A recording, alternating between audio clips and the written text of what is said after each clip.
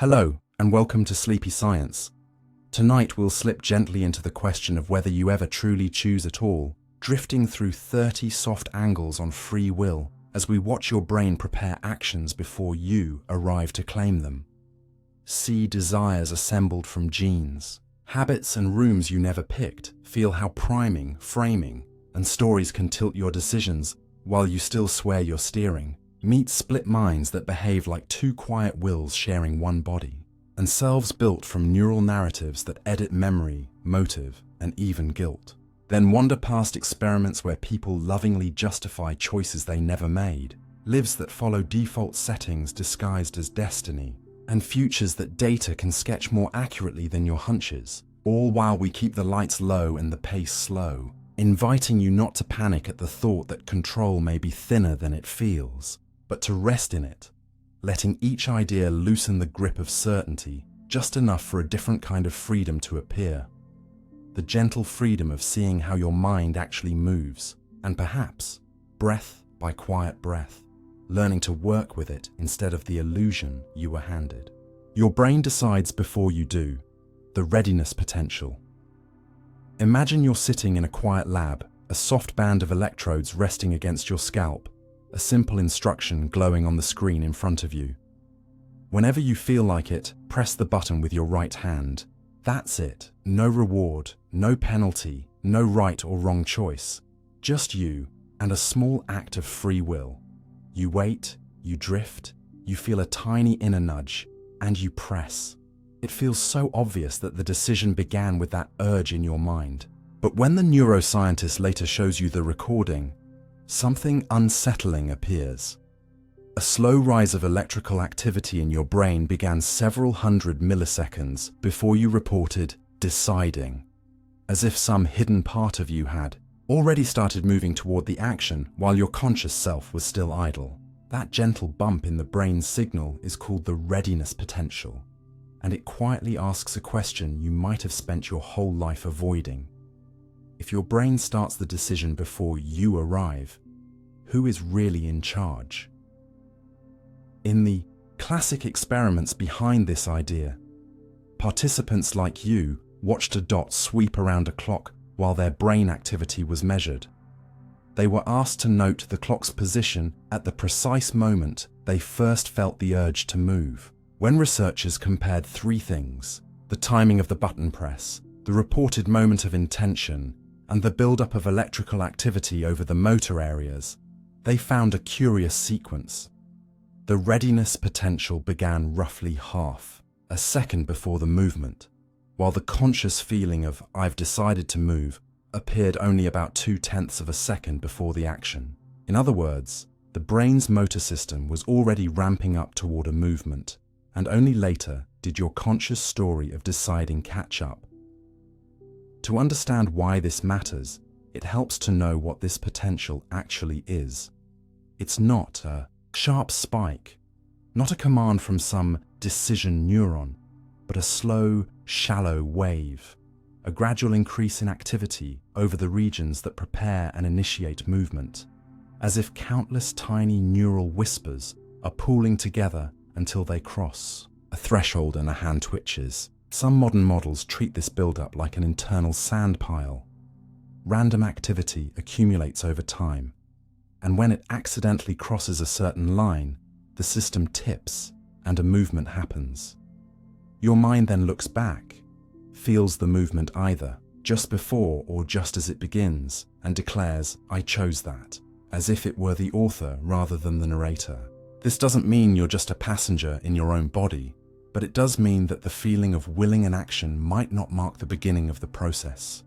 More like the moment your awareness gets a late invitation to a party already underway. Later experiments extended this idea with brain scanners that could pick up patterns of activity seconds before people reported deciding between two options, like pressing with the left hand or the right. The computer could guess the eventual choice at rates slightly above chance long before the participant felt sure. That accuracy was far from perfect, but it suggested something important. Your brain carries slow, evolving biases, quiet tendencies that lean you toward one outcome or another.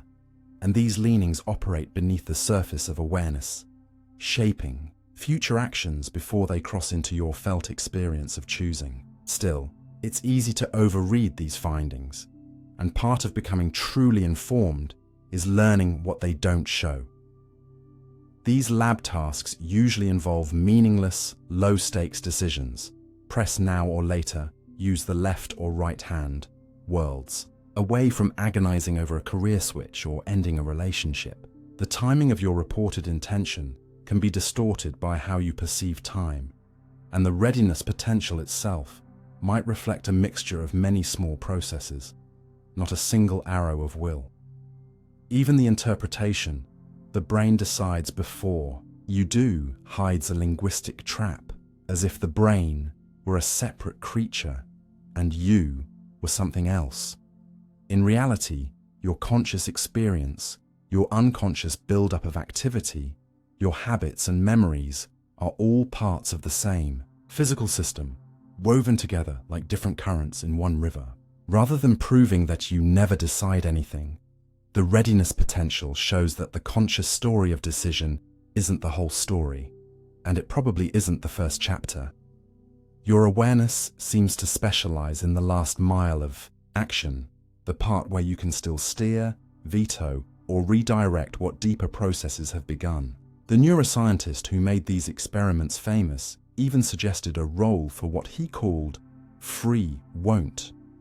Perhaps you can't stop the initial rise of a readiness potential, but you might still be able to cancel the act in the final fraction of a second, like noticing your hand move toward a hurtful text and choosing to pull back.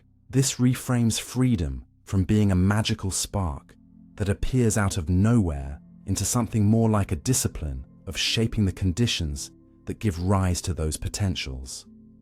Your habits, your environment, the cues you expose yourself to, the stories you practice believing. When you repeatedly put yourself in situations that train patience instead of impulse, consider long-term consequences instead of only immediate pleasure, and attend to the subtle sensations that precede your choices, you're not standing outside. You're brain-imposing will from the outside. You're changing the brain that will later generate those quiet readiness waves. The next time you catch yourself reaching for your phone, opening the fridge, or saying words that feel automatic, you might wonder, how far back does this decision really go? Seconds, hours, years?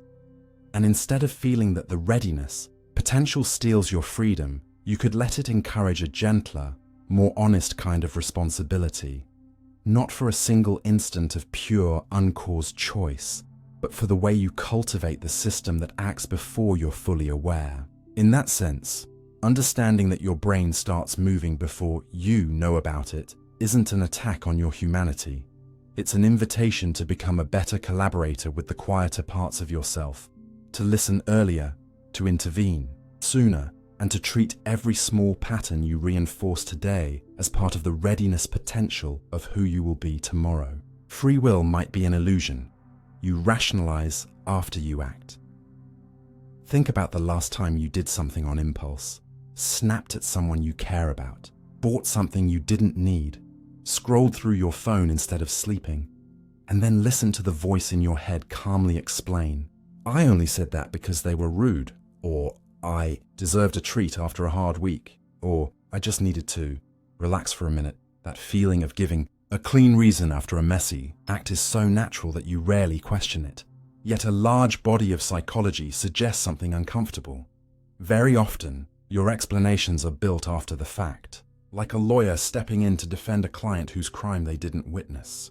In classic studies, people were asked to choose between nearly identical items, pairs of pantyhose laid out in a row, for example, and almost everyone preferred the ones on the right because the positions subtly biased them. When researchers asked why, not a single person said, "I think I was influenced by the order." Instead, they gave confident, detailed reasons about texture and color, even though all the items were identical. In another line of research called choice blindness, participants picked which of two faces they found more attractive, then were secretly handed the opposite one and asked why they liked it. Most didn't notice the switch and proceeded to justify a choice they hadn't actually made. inventing stories about the kind eyes or interesting cheekbones of a face they had originally rejected. These aren't trivial mistakes.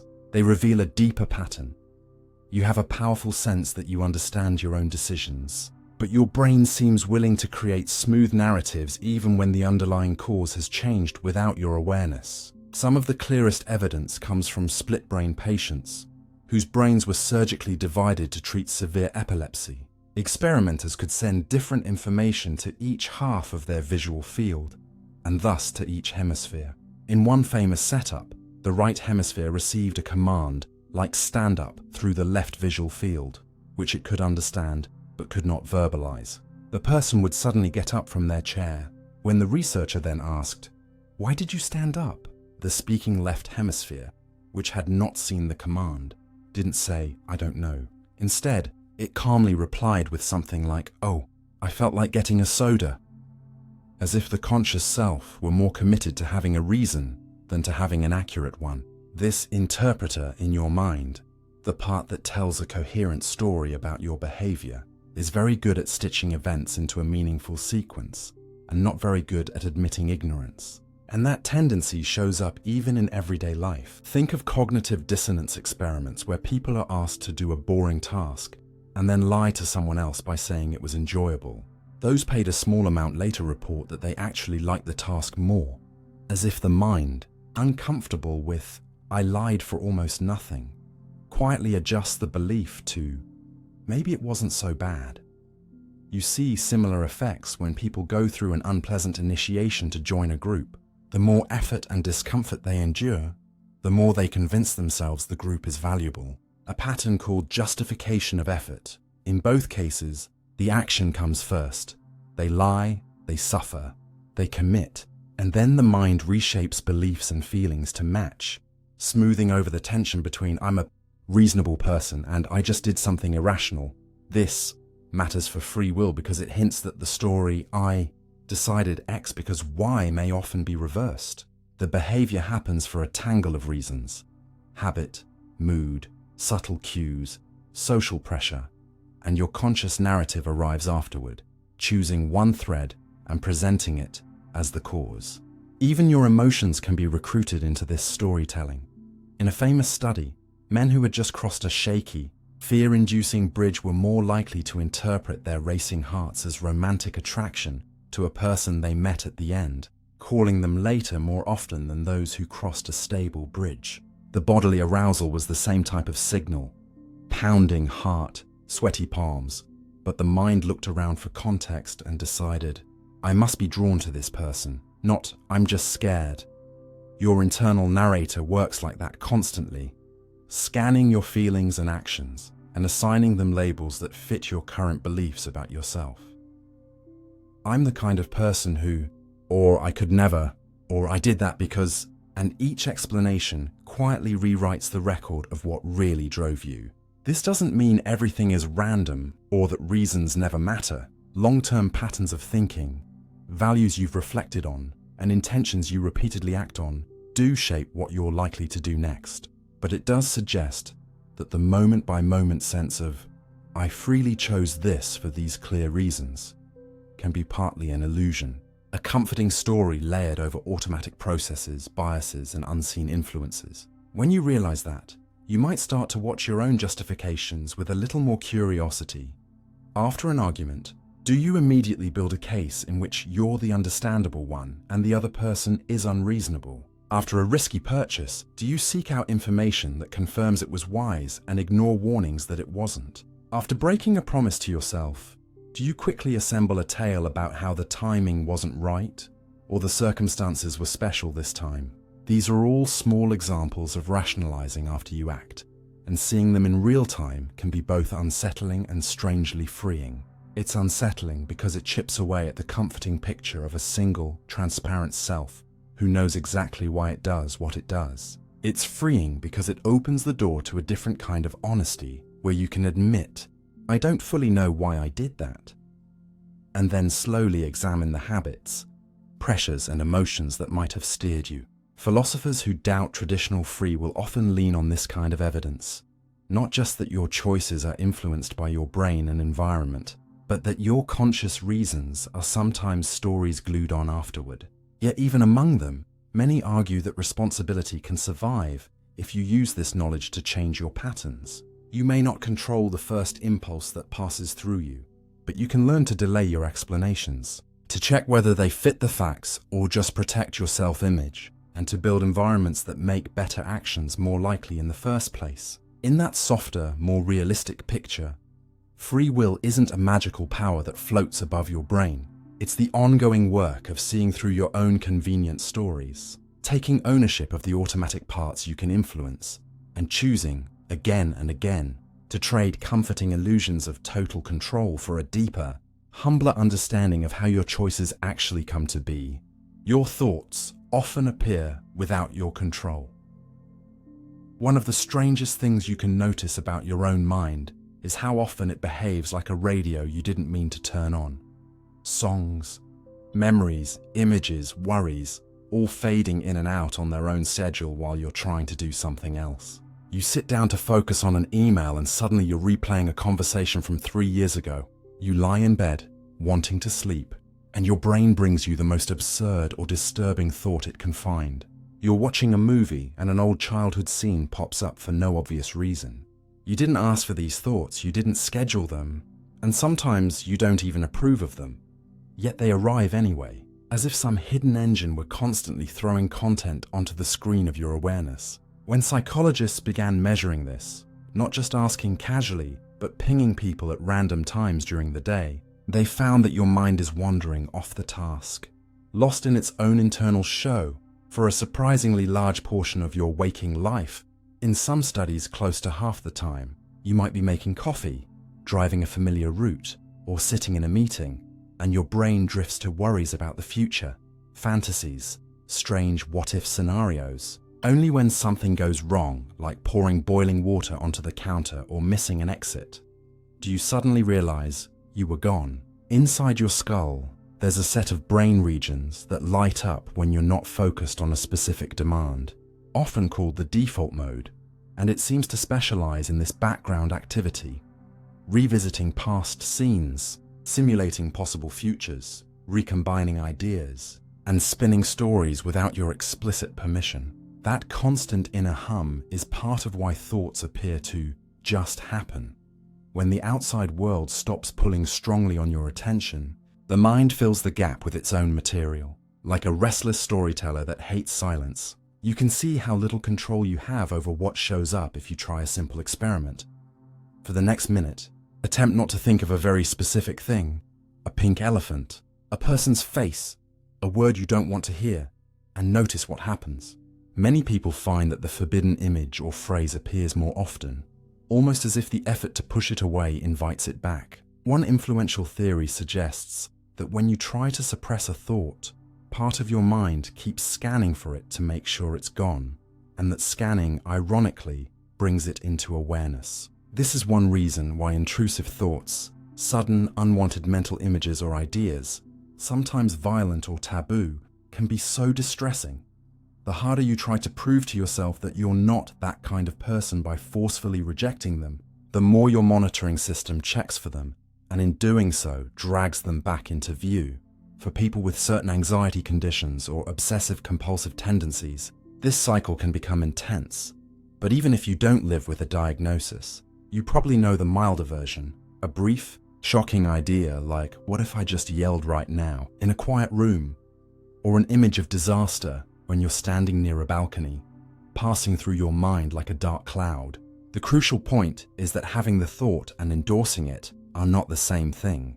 The machinery that generates mental content is constantly combining memories, fears, and possibilities, and many of its outputs never match your values. Evidence that thoughts can be triggered mechanically without matching your wishes comes from brain stimulation studies where mild electrical pulses or magnetic fields applied to certain areas cause people to see flashes of light, hear tones, or feel the urge to move. The person often experiences these as just happening, not as something they willed. Push on a particular circuit and a certain kind of experience appears, the way pressing a key on a piano produces a note. Even without machines, You're being stimulated all day long by cues you don't consciously register. A smell that brings a forgotten summer afternoon into sharp focus. A fragment of melody that starts a song looping in your head. A headline that plants a fear that resurfaces hours later in a different form. Your brain's associative networks link things by similarity and timing, not by your personal preferences.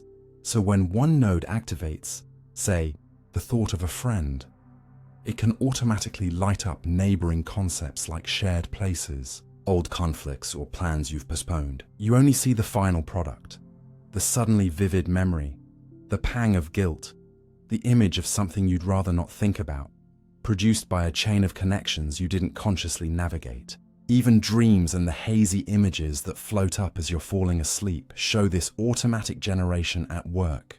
As your grip on the outside world loosens, your mind doesn't fall into blankness, but into an unedited stream of scenes, half-formed stories and emotional echoes, many of which you would never have chosen deliberately. Yet for all this spontaneity, you're not completely powerless. While you often can't stop a thought from appearing, you can influence what happens next, how much attention you give it, whether you feed it with more images and commentary, or whether you let it pass like a sound in another room. People who practice mindfulness or other forms of mental training aren't turning off their thought generator. They're learning to see thoughts as events, not orders, to notice. I'm having the thought that I'm a failure, instead of immediately accepting, I am a failure. That small shift from being inside the thought to observing it creates room to respond differently, to question whether it's accurate, to recognize patterns. This is the same worry my mind plays every night, or to gently steer attention back to something grounding. This is where the question of control becomes more nuanced. If you define control as, I decide every thought that appears, you're going to feel helpless, because that version of control isn't how your brain works. It's more like a stormy sky, where clouds form from air currents and temperature shifts you don't command. But if you define control as, I can influence which clouds grow larger, and I can learn not to mistake every cloud for the whole sky, then the picture changes. You start to see that automatic thoughts are part of being a brain-based creature that evolved to scan for threats, opportunities, and patterns even when you're not consciously trying. They're not proof that you're broken, only that your internal weather is active. And once you accept that not my fault doesn't have to mean not my responsibility, you can begin the slow work of changing the conditions that feed your most painful thought patterns. Getting sleep so your mind is less chaotic, limiting the inputs that reliably trigger certain loops, talking about taboo thoughts so their power weakens, and practicing ways of paying attention that reduce the instinct to grab every passing idea as if it were a command. The next time a strange, unwanted thought pops into your mind out of nowhere, you could use it not as a reason to panic about who you are, but as a quiet reminder of how your mind really functions, a generator of endless possibilities, not all of them kind or useful, and a space where your deepest freedom may lie not in choosing what appears, but in how gently and wisely you respond to whatever shows up. Most of your decisions are made unconsciously. You probably feel most like yourself in those moments when you're weighing a choice, standing in front of a menu, hesitating over a message, deciding whether to say yes or no to a plan. But the quiet reality underneath is that by the time you're aware of deciding, a huge amount of the work has already been done by parts of your mind that never step into the spotlight. Think about how you move through a familiar morning. You walk from room to room without calculating each step, make coffee without planning every reach and grip, brush your teeth, unlock your phone, respond to a friend with the right tone and timing, all while your conscious attention is drifting through worries or daydreams.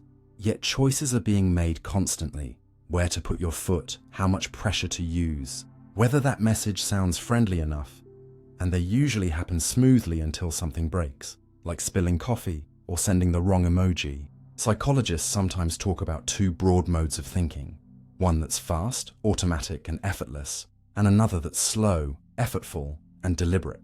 The fast mode quietly runs the bulk of your daily life.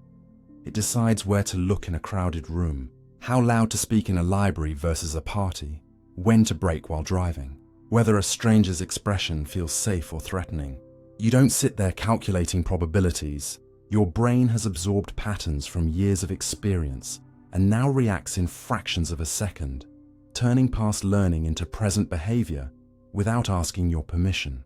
Laboratory studies show how deep this goes. In tasks where people have to sort words or images into categories, their reaction times are subtly influenced by pairings they don't consciously endorse, revealing implicit associations, like faster responses when certain groups are matched with positive words than negative ones, or when certain roles are paired with particular genders. The person might sincerely believe they treat everyone equally, yet their fingers move faster when the pairing lines up with stereotypes soaked in from culture, hinting that some decisions about who seems fitting or trustworthy are shaped by hidden shortcuts rather than carefully examined values.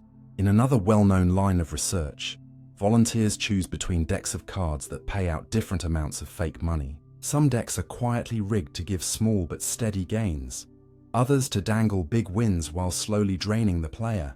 Over time, people begin to avoid the bad decks even before they can explain why, and their bodies, measured through tiny changes in sweating or heart rate, react to the risky options several draws before they consciously label them as such. This gut feeling isn't magic. It's your nervous system tracking patterns and feeding subtle signals into your choices, steering your hand away from danger based on experience that hasn't yet risen to the level of clear, verbal reasoning. Outside the lab, you can feel the same thing when you say, "Something about this situation feels off," or "I don't know why, but this option seems right," long before you can list reasons. Your history of thousands of similar moments has left traces in memory and body, and those traces nudge your behavior whether or not you stop to analyze them. Habits are another domain where unconscious decision-making quietly rules. Each habit begins with a loop, a cue, a routine,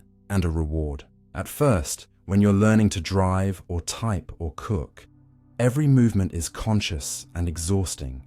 You remind yourself to check mirrors, to find each letter on the keyboard, to watch the stove. With repetition, the brain bundles these actions into a single chunk. It can run automatically when the right cue appears.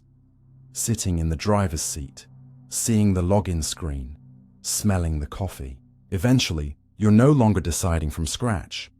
I will now perform step 1, step 2, step 3. The cue triggers the whole chain, and you only notice your lack of control when you try to stop, like catching yourself opening social media without remembering choosing to. Even complex social behaviors can run on this kind of automatic script. Laughing politely when someone makes a joke, adjusting your posture when a boss walks in, mirroring a friend's facial expression. These responses arise so quickly and smoothly that they feel like simple being yourself, yet they're built from layers of learning about what keeps you accepted, safe, and connected.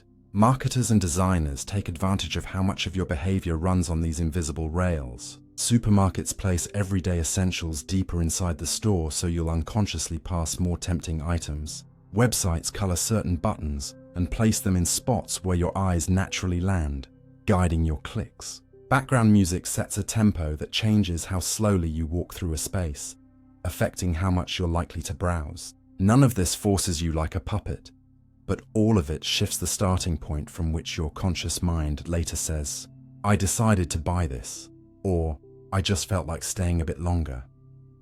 Even your sense of identity, what you believe you like, who you think you are, shapes unconscious decisions, often in ways you don't see. If you've internalized, "I'm the responsible one," you may automatically say yes to extra work before you've had a chance to ask whether you truly have the bandwidth. If you carry "I'm unlucky in love," you might subtly avoid eye contact or withdraw from chances that contradict that story. These micro-choices, made without fanfare, add up over months and years to a life that seems to confirm your beliefs, creating a loop where unconscious expectations guide behavior, and the outcomes then feel like proof that your expectations were correct.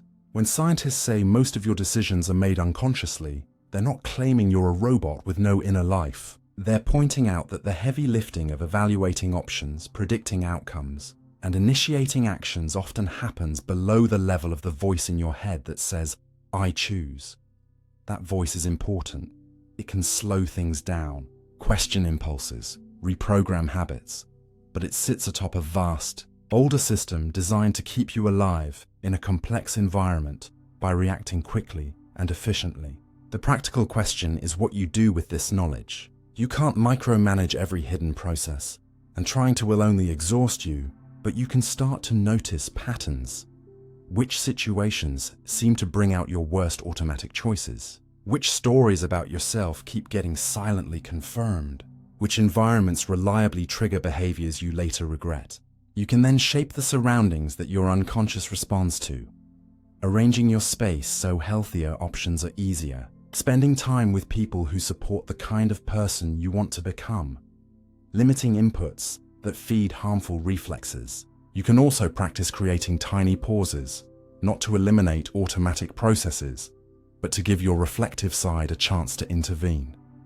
A breath before replying, a moment of curiosity when you feel a strong urge, a habit of asking, what else could I do here? In that gentler frame, unconscious decision-making stops being your enemy and becomes more like a powerful, slightly clumsy ally, one that you can train over time, that will never be fully transparent, but that can be guided so it's quiet. Constant choices line up more and more with the life you'd consciously wish to live. You can be primed to choose something before you even see it.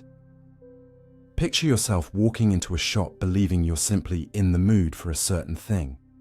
Maybe a bottle of wine, a type of snack, a color of shirt, without ever suspecting that tiny details in the background have already leaned your choice in a particular direction before your eyes land on the product. In psychology, this quiet steering is called priming. The way a word, an image, a sound, or even a temperature can prepare your mind to respond in a certain way without you realizing that any preparation happened. In classic experiments, people were given a simple language task: arrange jumbled words into sentences. Some participants worked with neutral words, others with words subtly related to politeness like respect, patient, and courteous, and a third group saw words tied to rudeness such as bold, disturb, and interrupt. When they later walked down a hall and found the experimenter in conversation, those primed with politeness quietly waited longer before speaking up, while those primed with rude words were quicker to interrupt. Yet when asked why they acted that way, most had no idea anything had influenced them. All they felt was, I decided to wait, or I decided to speak, as if the earlier word puzzle and the later social behavior were unrelated. In another line of work, researchers briefly flashed positive or negative images, smiling faces, angry faces, pleasant or unpleasant scenes, for fractions of a second, too fast for participants to consciously recognize them, and then showed neutral symbols or products to rate.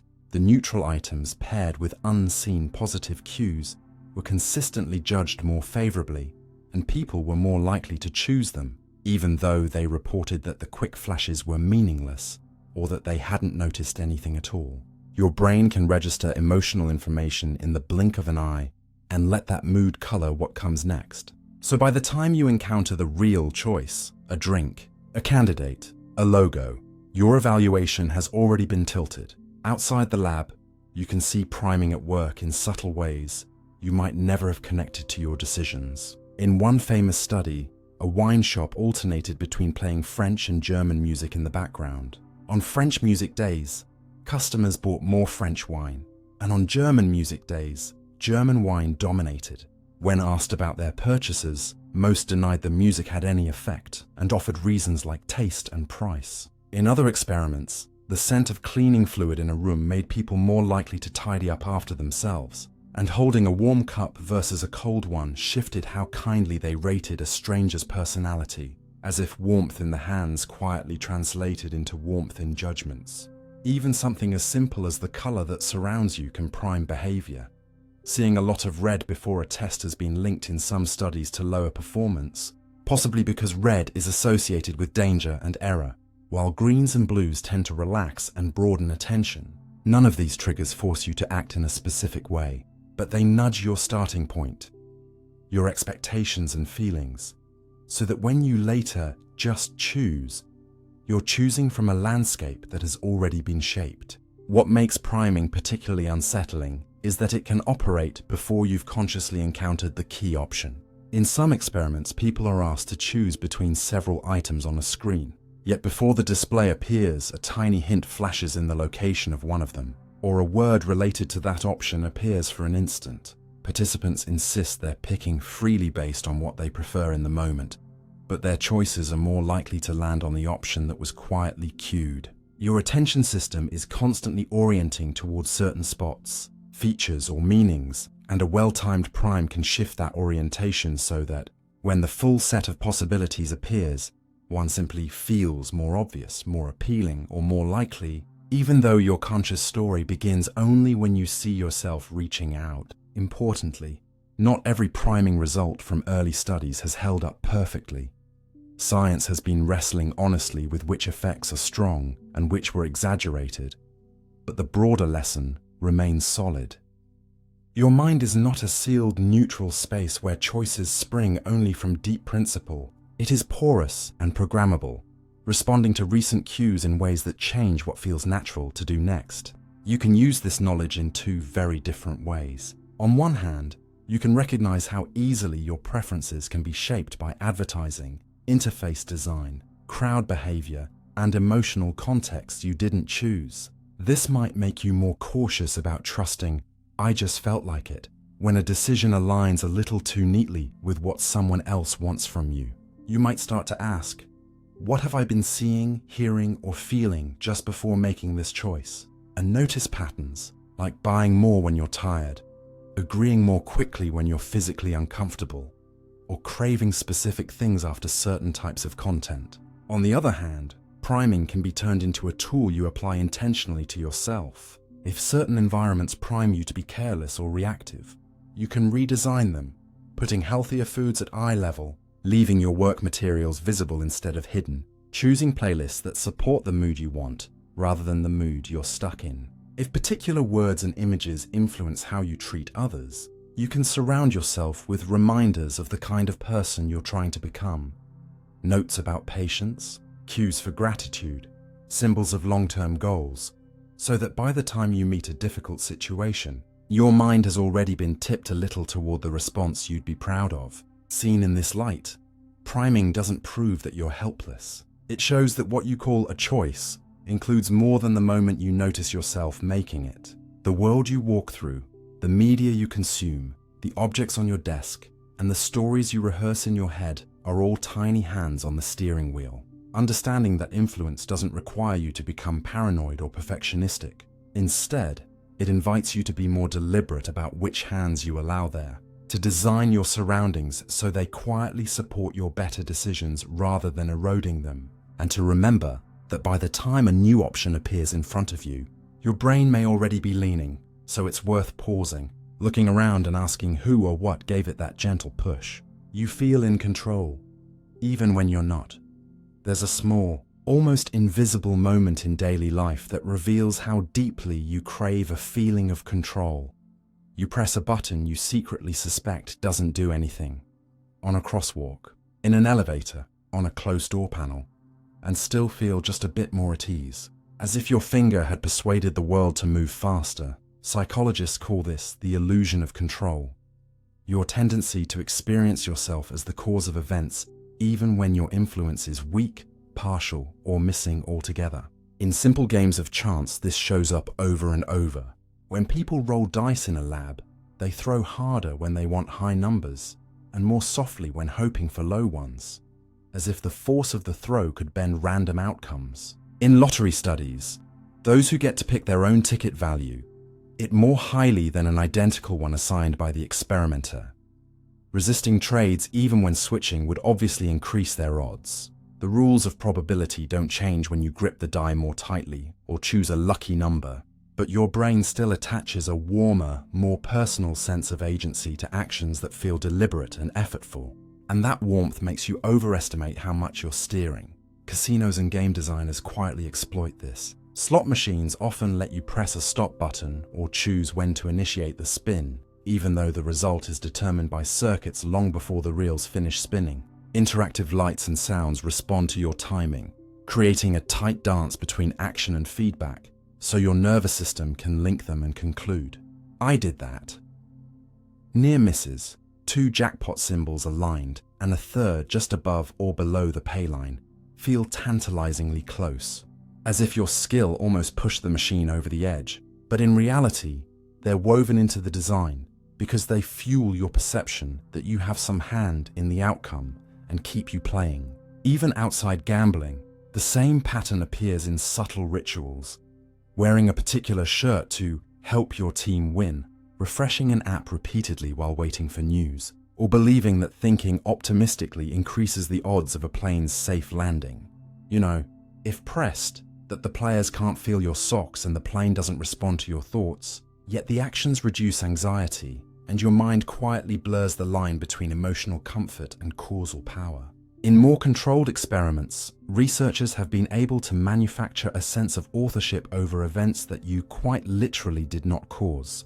In one setup, participants watched a cursor move around a screen while hearing random words through headphones. Every so often, they were told to move the cursor themselves. On critical trials, the cursor was actually controlled by someone else. But right before it moved, the participant happened to hear a word related to the object it would pass over, like swan before the cursor glided by a picture of a swan. Many later reported that they had intentionally caused that movement, especially when the cue word came just a moment before the action and the result matched what the word suggested.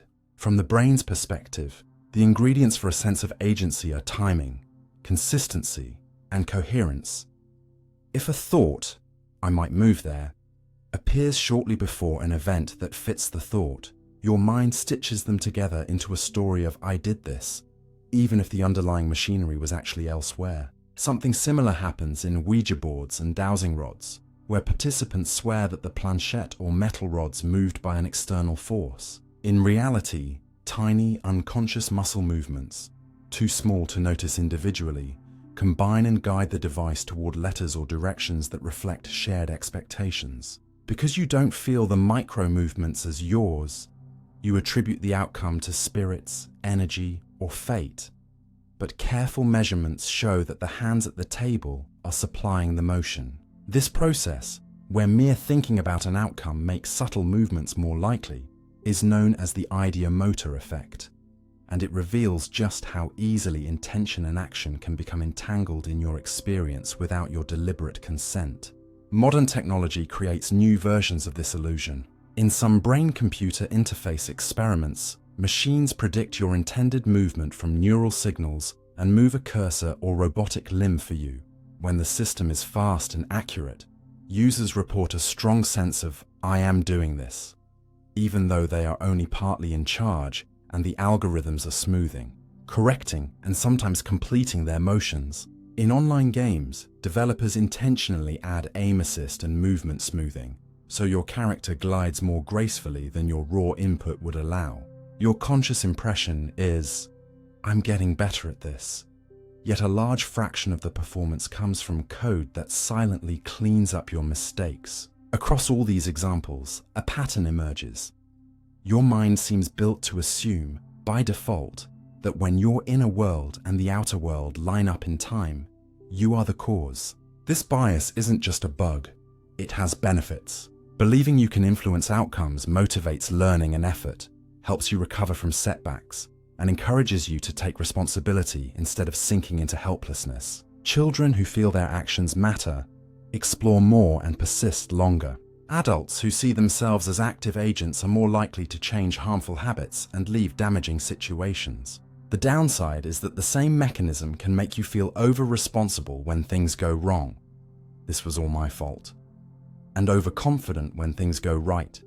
"I alone made this happen," even in situations shaped by luck, systems, and other people's choices. Recognizing the illusion doesn't mean you have no control. It means your felt sense of control is not a perfect meter. You can begin to ask harder questions. How much of this outcome genuinely depended on my decisions, and how much on timing, privilege, rules I didn't set, or help I barely noticed? When you get promoted, you can be proud of your effort, while also acknowledging supportive mentors, stable health, and economic conditions that made growth possible. When a project fails despite your careful planning, You can sift the parts you could have handled differently from the parts that were truly outside your reach. This more honest picture of agency is uncomfortable because it strips away the fantasy of being either a pure victim or a pure author of your life. Instead, you become a collaborator with forces bigger than you, responsible for what you can shape, but not magically in charge of everything. The deeper invitation, once you see how often you merely feel in control, is to align that feeling more closely with reality, to cultivate genuine influence where you can, through skills, relationships, and wise choices, and to loosen your grip where you can't, letting go of superstitions and self-blame that don't actually change anything. In that balance, your sense of "I did this" becomes less of a comforting illusion and more of an earned, grounded awareness of where your hands truly touch the world. Predictive processing. The brain chooses before you're aware. Long before you make up your mind, your brain is already busy guessing what will happen next. And in many cases, it's those guesses, not a fresh, conscious decision, that steer what you see, feel, and do. Imagine walking into a room you know well with the lights dimmed. You don't carefully inspect each object from scratch. You glide around the table, reach for the door handle at roughly the right height, and recognize a friend's outline across the room before their face is fully clear. Under the surface, your brain is working like a prediction engine, constantly asking, given everything I've learned so far, what's most likely about to hit my eyes, ears, skin, and then quietly preparing your senses and muscles for that outcome. Instead of passively waiting for the world to write itself onto your mind, it sends a steady stream of expectations downward, about shapes, sounds, meanings, even about what you yourself are likely to do. And incoming information is compared to these expectations. When things match, perception feels smooth and obvious. When they don't, you get a little jolt of surprise, and the system has to update its model of what's going on. In this view, you are always living slightly ahead of the present, your brain leaning into the immediate future, testing its own predictions against reality, and revising them just enough to keep up. You can feel this in simple experiences with language. When you read a sentence, you don't process one letter at a time like a robot. Your mind jumps ahead, filling in likely words from context, which is why you can read text with letters missing or slightly scrambled and still understand it. When someone speaks in a noisy environment, you often hear words that are not fully there, because the brain uses your knowledge of grammar, accent, and topic to predict the most probable sounds and then locks them in. If you've ever misheard a lyric for years and then, once you learn the actual words, can't unhear them, you've seen this in action. The audio didn't change, but your prediction about what should be there did, and now your perception follows that new path. Experiments with ambiguous sounds, like a noise that can be interpreted as either one phrase or another, depending on what you've just been told, show that your brain's guess about meaning can literally reshape what you believe you heard, and that guess forms before you're consciously aware of choosing between options. The same predictive trickery shows up in vision. When you glimpse a shape at the edge of your sight, your brain pulls from history. In this hallway at this time of day, that blur is probably a coat on a hanger, and for a moment you might even see it that way, only to jump slightly when the coat moves and you realize it's a person. Optical illusions that flip between two images, like a picture that looks like an old woman or a young woman depending on how you frame it, reveal your brain testing different interpretations, settling into one prediction at a time and only switching when new context forces it to. Some illusions, where a moving object seems slightly ahead of where it really is, hint that your visual system is trying to compensate for delays by predicting the object's future position, so that what you experience lines up better with reality by the time the signal arrives. In other words, your brain chooses a version of the scene in advance, betting on where things will be, and usually it wins. Where this becomes even more personal is in actions and decisions. Consider how you catch a falling glass. By the time you're consciously thinking, "Oh no, it's slipping," your arm has already shot out. This isn't just reflex, it's a system that has spent years learning how objects fall, how your muscles respond, how heavy the glass is likely to be, and it predicts the right movement before you have a chance to narrate it. When you walk through a doorway, You don't plan every muscle contraction. Your brain predicts how wide the frame is and how your body fits, and only when it gets that prediction wrong do you bump your shoulder and wake up to the fact that there was a decision to be made. Even in social situations, prediction is quietly in charge. When you reach out to shake hands, you've often started extending your arm before you consciously register that the other person's hand is moving too. Your brain has seen similar scenes thousands of times and predicts the appropriate response, initiating the move before you're fully aware of choosing to be polite. When you anticipate a joke's punchline, you may start smiling before the last word is spoken, because your brain has already filled in the missing pieces. These are not small exceptions. They're glimpses into a general rule. A huge part of your so-called choice is your nervous system selecting, in advance, the most likely pattern of perception and action given the current situation and your past experience. The theory of predictive processing suggests that the brain's main goal is to minimize surprise, to reduce the gap between what it expects and what actually happens. There are two ways to close that gap. Either change your model of the world to fit the input, or change your actions so the world matches your model. Often you do a bit of both. If you expect a step that isn't there, you stumble and rapidly revise your belief about the flaw. If you expect people to react badly to your honesty, you might soften your words or keep quiet altogether, unconsciously steering events toward a reaction that fits your expectations. Over time, this loop can create self-fulfilling patterns. If your brain predicts, "I'm going to fail at this," you may unconsciously withdraw effort or avoid opportunities that could disprove that prediction. And the eventual failure then seems to confirm that you knew it all along. Likewise, if you expect others to be hostile, you might behave in guarded or tense ways that draw out the very hostility you fear. In each case, the brain's prior choice about what is likely shapes your behavior, which shapes the world's response, which then feeds back as evidence that your original prediction was right. Understanding this doesn't mean you're doomed to live inside your old models. It means that what feels like a clean, free decision in the moment is often the visible tip of a long, predictive process that began earlier, influenced by memories, habits, culture, and mood. The practical question is what you do with that knowledge. You could start by noticing your own predictions.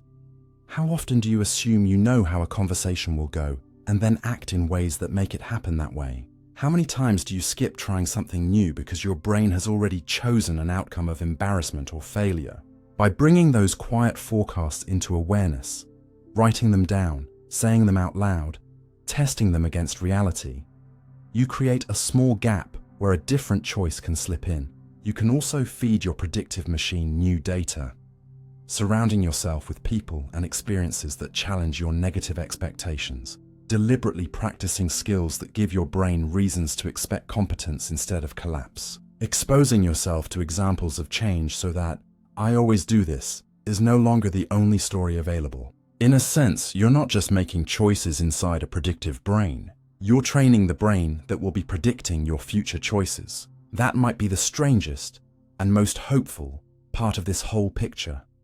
Yes, your brain chooses before you're aware, but you can, over time, choose what kind of brain you're handing that power to. The experience of choice is a cognitive afterthought. There's a quiet trick built into your experience that you almost never notice. Life happens first, and the story that you chose, it trails behind by a beat, like subtitles slightly out of sync with the movie, yet it feels so smooth you swear they're perfectly aligned.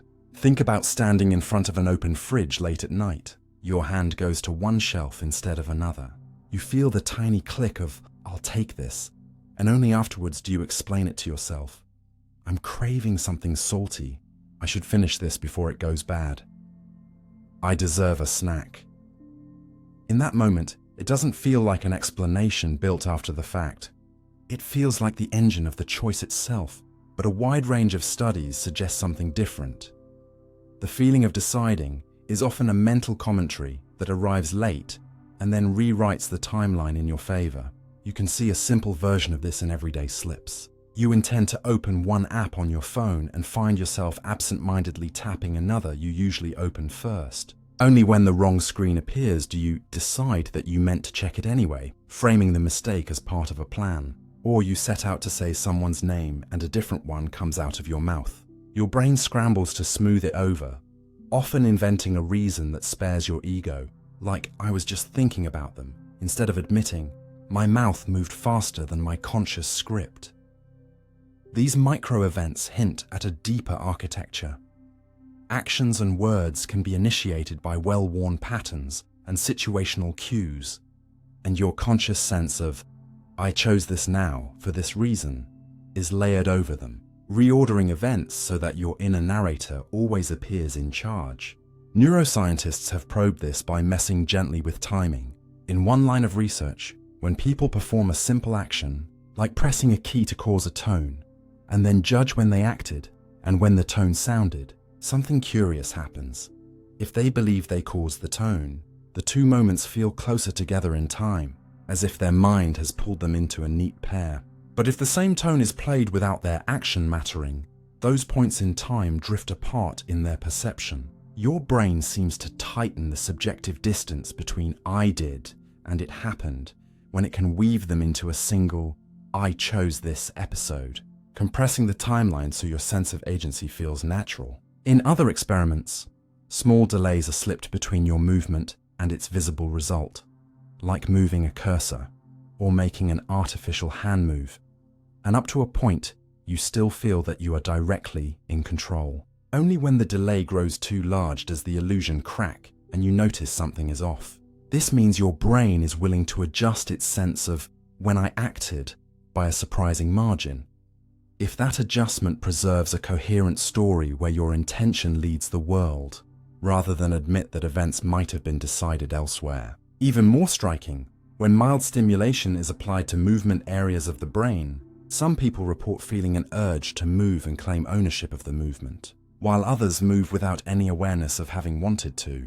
Your conscious I decided can attach itself to an action that was nudged from the outside, or fail to appear for one that was clearly produced by your own tissue. The mind cares less about the exact origin and more about whether it can build a believable narrative that keeps you as the author. Psychologists who study hypnosis and suggestion see similar patterns. Under strong suggestion, a person might lift an arm, forget a name, or feel their hand glued to the table, all the while insisting that it just happened, that they didn't choose it, even though on some level their own systems generated the behavior. In ordinary life, the polarity is often flipped. You do something shaped by habit, mood, or social pressure and claim full conscious credit, as if you had sat down and authored every step. In both directions, the felt story of choice lags behind the mechanisms, assigning or removing agency depending on what feels consistent with your self-image and expectations. This afterthought quality isn't limited to actions. It also colors how you feel about your decisions once you've made them. When you pick between similar options, a pair of jobs, 2 apartments, different paths of study, you often start with a vague tug that's hard to justify, then accumulate reasons that fit the path you've already leaned toward, polishing your choice in hindsight. Over time, your memory can reshape the process to look more rational and deliberate than it really was, highlighting the pros of what you picked and the cons of what you rejected. Because living with the feeling, I chose badly and for no good reason, is psychologically painful. Your mind doesn't lie to you in a crude way. It edits like a careful documentary filmmaker, trimming messy edges and arranging scenes so that your current sense of self sits at the center of a meaningful arc. Once you realize that your experience of choosing is edited like this, the question of free will starts to look different. The issue isn't just whether your neurons or your soul made the original move. It's that by the time you step onto the mental stage and say, I choose, much of the stage has already been built. Your family history, your culture, your repeated habits, your current emotional state, the options someone else laid out for you. But that doesn't mean the conscious layer is pointless. If your experience of choice is a commentary can still change the next chapter. When you look back and notice that your explanations for past choices are thin or self-serving, you gain a chance to upgrade them, to admit the role of fear or imitation where you once pretended pure principle, to notice how often you find reasons that happen to favor comfort over growth, to see how much you retrofit logic to match whatever you already did. That humility is not about self-hatred. It's about refusing to let the afterthought be the final word. Practically, you can experiment with slowing down the handoff between impulse, action, and story, pausing before you agree, checking whether the reasons your mind offers actually match your deeper values, writing down what you predict you'll feel if you choose one path over another, and later comparing that to reality. You may discover that your narrative self is a bit overeager to declare, "I knew it," even when it didn't, or to claim total control over outcomes that were largely shaped by luck and other people. Instead of seeing that as a depressing loss of freedom, you can treat it as an invitation to relate more honestly to your own mind, to see that the feeling of "I have chosen" is not the moment your life is determined, but one frame in an ongoing film you're constantly re-editing. And in that ongoing editing, choosing to look again, to question your own story, to widen the circle of causes you acknowledge, you may find a quieter, deeper kind of freedom emerging. Not the fantasy of having authored every scene, but the real, living ability to change how the next ones are written. Subliminal stimuli can shape what you choose. There's something slightly eerie about the idea that your brain can see things your conscious mind never notices, and that those invisible whispers can lean your choices without ever stepping into the spotlight of awareness. When scientists talk about subliminal stimuli, they mean signals that are too faint, too fast, or too obscured to be consciously reported. You don't register them as "I saw a word" or "I noticed a picture."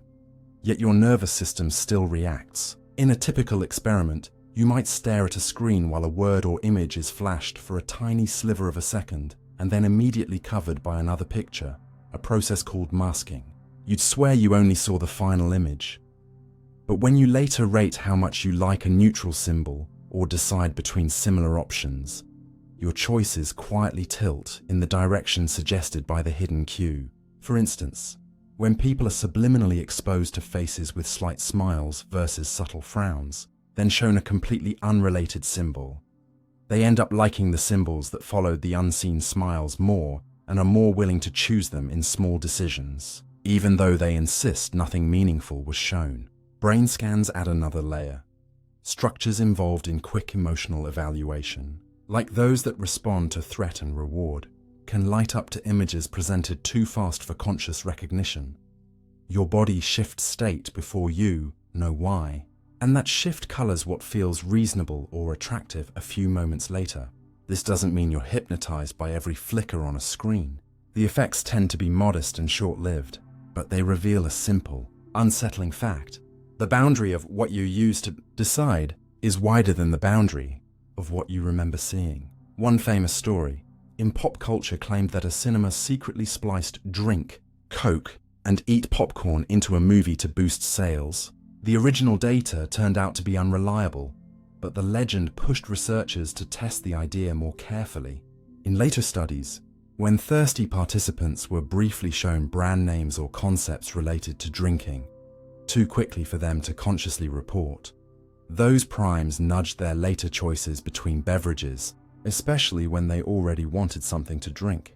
It's as if the subliminal cue doesn't create a need from nothing, but gives a small advantage to whatever option aligns with your current state, like a whispered suggestion slipping into a conversation you're already having with yourself. Other experiments have flashed brand logos so fast they couldn't be consciously identified, and found that people exposed to symbols associated with creativity or discipline later behaved, on average, a little more in line with those traits in unrelated tasks. You might never recall seeing anything, yet your problem-solving style or persistence is shifted by a fraction, enough to matter in large groups even if any single person's change is tiny. The key is that these effects build on associations you've already learned. If a logo stands for innovation in your culture, or a word is tied to cooperation or competition, your brain doesn't need your conscious approval to use that information when it prepares your next move. Subliminal influence doesn't only work through images. Quick sounds, emotional tones in voices, or even patterns in music can prepare you to interpret upcoming information in a certain way. Imagine hearing a barely noticeable negative word in the background just before reading a neutral sentence about someone. Your evaluation of that person may become slightly harsher than if you'd heard a positive or neutral cue. Political psychologists have explored how subliminal flashes of national symbols, threat-related images, or stereotypes can shift people's reported attitudes right afterward, especially on sensitive topics, without them realizing that anything other than their own opinion was at work. The effect sizes are not magic mind control. They won't force you to betray your deepest values, but they add a quiet bias to the emotional climate in which your judgments form. You can think of it like tilting a pinball machine. The ball still bounces around, but it's a little more likely to end up in certain slots than others. It's important to be honest about the limits here. If subliminal messages were as powerful as movie plots suggest, advertisers and governments could turn you into a puppet with a few hidden frames, and that's not what the data show. Many flashy claims over the years have failed to replicate, and the strongest influences tend to appear when the hidden stimulus lines up with something you already care about. Your current goals, your thirst, your fears, your identity. Subliminal cues are more like a breeze pushing a ship that's already moving than a force that builds the ship and chooses its destination. Still, even a breeze matters if you never realized it was there and believed the direction was purely your own doing. Once you see that, new questions open up. How much of what you like has been gently shaped by logos and images you barely noticed while scrolling? How often does your sudden skepticism or enthusiasm for an idea reflect not only its content, but the emotional residue of whatever you were just exposed to? A headline, a facial expression, a tone of voice.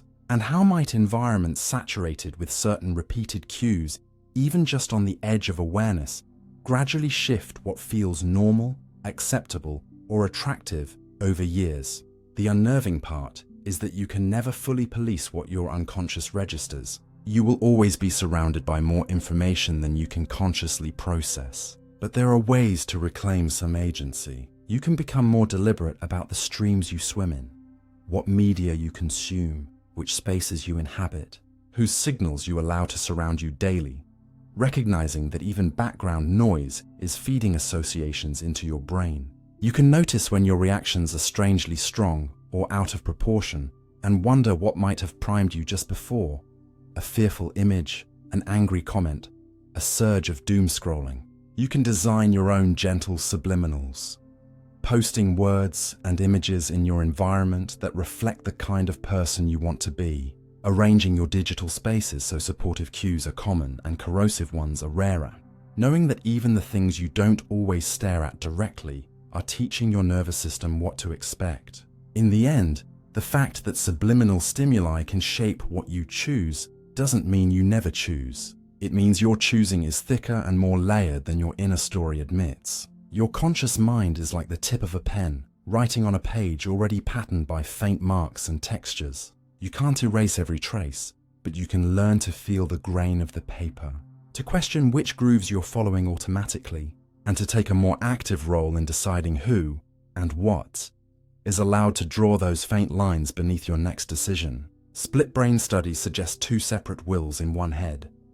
Imagine waking up one morning, looking down at your own hands, and realizing that if information is sent to one side of your brain, your right hand will calmly do one thing, while your left hand seems to prefer something else, as if two quiet decision makers were sharing a single skull.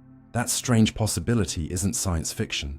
It's what researchers discovered when they studied split-brain patients, people whose left and right hemispheres were surgically disconnected to treat life-threatening epilepsy. In most of us, a thick bundle of fibers called the corpus callosum allows the two halves of the brain to talk constantly, blending their specialties into one seamless mind. But when that bridge is cut, you can start to tease the halves apart and see just how independent they can be. Because each eye sends information mainly to the opposite hemisphere, scientists realized they could show different images to each side of a split-brain patient's visual field. Say, a snow scene only to the right hemisphere and a picture of a chicken claw only to the left, without either half knowing what the other was seeing in the usual way. When asked to point with each hand to a picture that goes with what you saw, something remarkable happens. The right hand, controlled by the left hemisphere, which saw the chicken claw, reaches for a chicken, while the left hand, controlled by the right hemisphere, which saw the snow, reaches for a shovel. Each side of the brain chooses something that makes perfect sense given its own private information, but the person sitting there feels like they are one unified I making a single choice. When the experimenter then asks out loud, "Why did you pick the shovel?" the patient, whose speaking ability usually lives in the left hemisphere, has access only to the chicken claw image, not the snow scene that the right hemisphere saw. Instead of saying, "I have no idea," the left hemisphere calmly invents a story. "Oh, the shovel is to clean out the chicken coop." It's a clever explanation, but it's wrong about what actually drove the left hand's decision, and it reveals something deep. One hemisphere is willing to act as spokesperson for the whole person, explaining actions it did not initiate as if they were part of a single, coherent will. As researchers pushed further, they found more cracks in the illusion of unity. If you flash the word key to a split-brain patient's right hemisphere, left visual field, and ring to the left hemisphere, right visual field, and then ask them to say what they saw, they might only report ring, because their speaking left hemisphere never heard about the key. But if you then ask them to reach with the left hand, run by the right hemisphere, into a bag of objects and pull out what matches, the hand can confidently find a key. The person as a whole seems to know both words. The key is in the hand, the ring on the tongue. But this knowledge is divided, as though two partially overlapping minds were cooperating under one name. In some patients, this division goes beyond clever lab tricks and shows up in daily life. There are reports of one hand buttoning a shirt while the other unbuttons it, one hand reaching out to touch a spouse while the other pushes them away, or one hand trying to close a door, the other just opened. People experiencing this sometimes describe the misbehaving hand as alien or disobedient, as if it has preferences of its own. Of course, both hands belong to the same person. Both are powered by the same body, but the usual coordination that keeps those impulses aligned has been weakened, allowing conflicts that are normally resolved beneath awareness to break into view. Seen this way, split-brain patients aren't bizarre anomalies. They are magnifying glasses, revealing something that might be true for all of us in a milder form.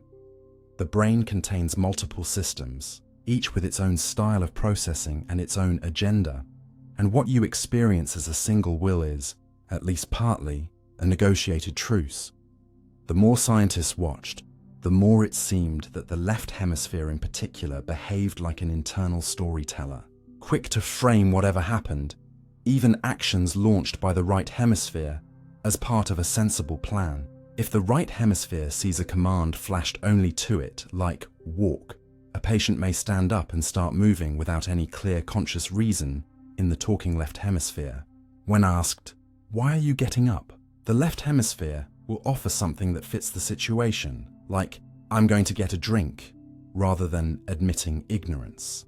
This doesn't mean the person is lying on purpose. It means that one part of the brain is constantly trying to maintain the feeling of a single intentional self, even if it has to improvise explanations on the fly. You might recognize a softer version of this in your own life when you catch yourself offering confident reasons for choices that were actually driven by habit, mood, or social pressure you didn't notice at the time. Split brain research makes that everyday tendency visible in its rawest form.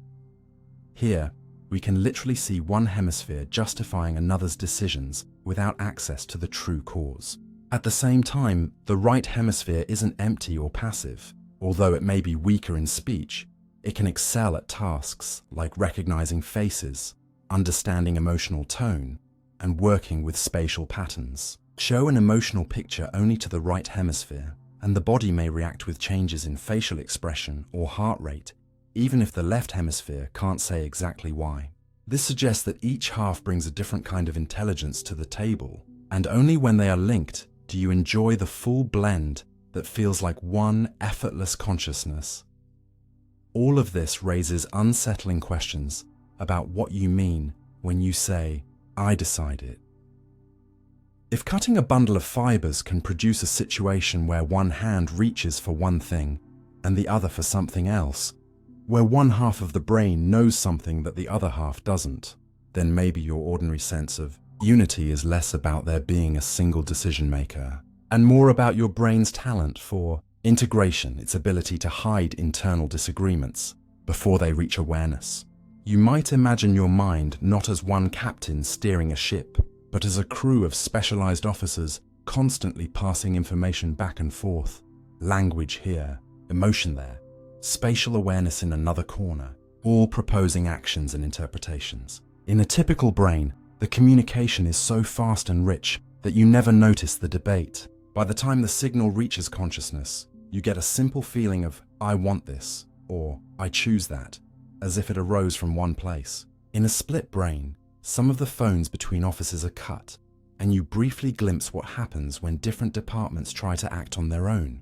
Yet even then, patients don't report feeling like two people. They live their days as a single self, with occasional oddities that remind them something unusual is going on. That tension between the experimental evidence of division and the lived sense of unity may be the most important lesson. It suggests that the self you feel is not a single neuron or region, but a dynamic pattern that can tolerate some internal disagreement and still say I, instead of taking this as proof that you're secretly 2 or 20 people in one head.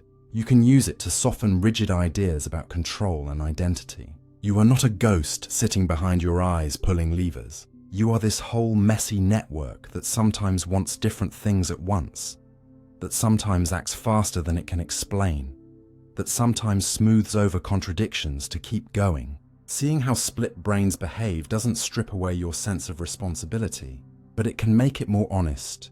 You're responsible not because there's a tiny, perfectly unified core that chooses in isolation, but because over time, your many parts learn to coordinate, to listen to each other, to build habits and stories that either help or harm the people around you.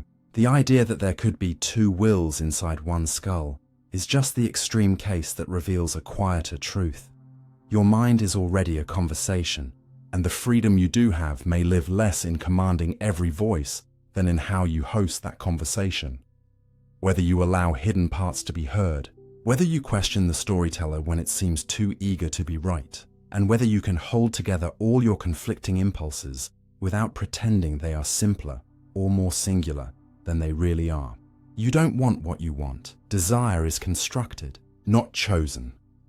If you've ever suddenly found yourself obsessing over a jacket, a gadget, a trip, or even a person and thought, wow, I must really want this, it's tempting to believe that desire rose straight out of some deep, authentic core inside you. But look a little closer, and you'll often find fingerprints from other people, old experiences, and clever design all over it. Desire feels like a pure private signal. This is mine, this is me. Yet a huge amount of research in psychology, neuroscience, and sociology suggests that what you want is less like a fixed treasure you uncover, and more like a recipe your brain keeps cooking from ingredients it didn't choose. What others seem to value, what your culture celebrates, what your past rewarded, what your body has learned to associate with relief or status or belonging. You can see the social side of this even in very young children. Put a toddler in a room with several toys and another child. Whichever object the other child reaches for suddenly becomes more interesting, more desirable, more worth fighting over, even if it was ignored a few seconds ago. Our brains are wired to treat other people's attention as a spotlight that marks value. If many eyes are on something, it must be worth having. Grown-ups like to think we've outgrown that, but watch how quickly a product with a long waiting list, a restaurant with a queue outside, or an account with huge numbers of likes can pull at you.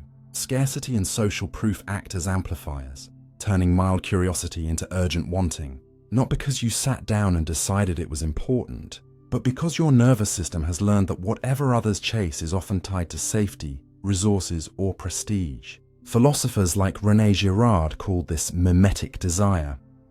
You don't just want things directly, you want them through the mirror of other people's wanting.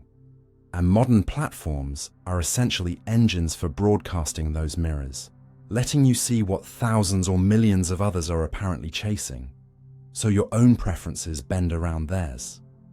There's also a quieter, more biological construction of desire happening underneath. in the way your brain learns to care about certain cues through repetition and reward. When you repeatedly pair a neutral thing, a logo, a smell, a place, with relief or pleasure, your brain's reward circuits start firing earlier and earlier, not just when you get the reward, but when you detect the hint. Over time, the sight of a notification, the corner of a snack wrapper, or the glow of a particular app icon can spark a little burst of want long before you consciously think about what's inside. Neuroscientists have found that the systems that generate wanting are partly separable from those that produce genuine liking, which is why you can crave something that no longer even feels that good.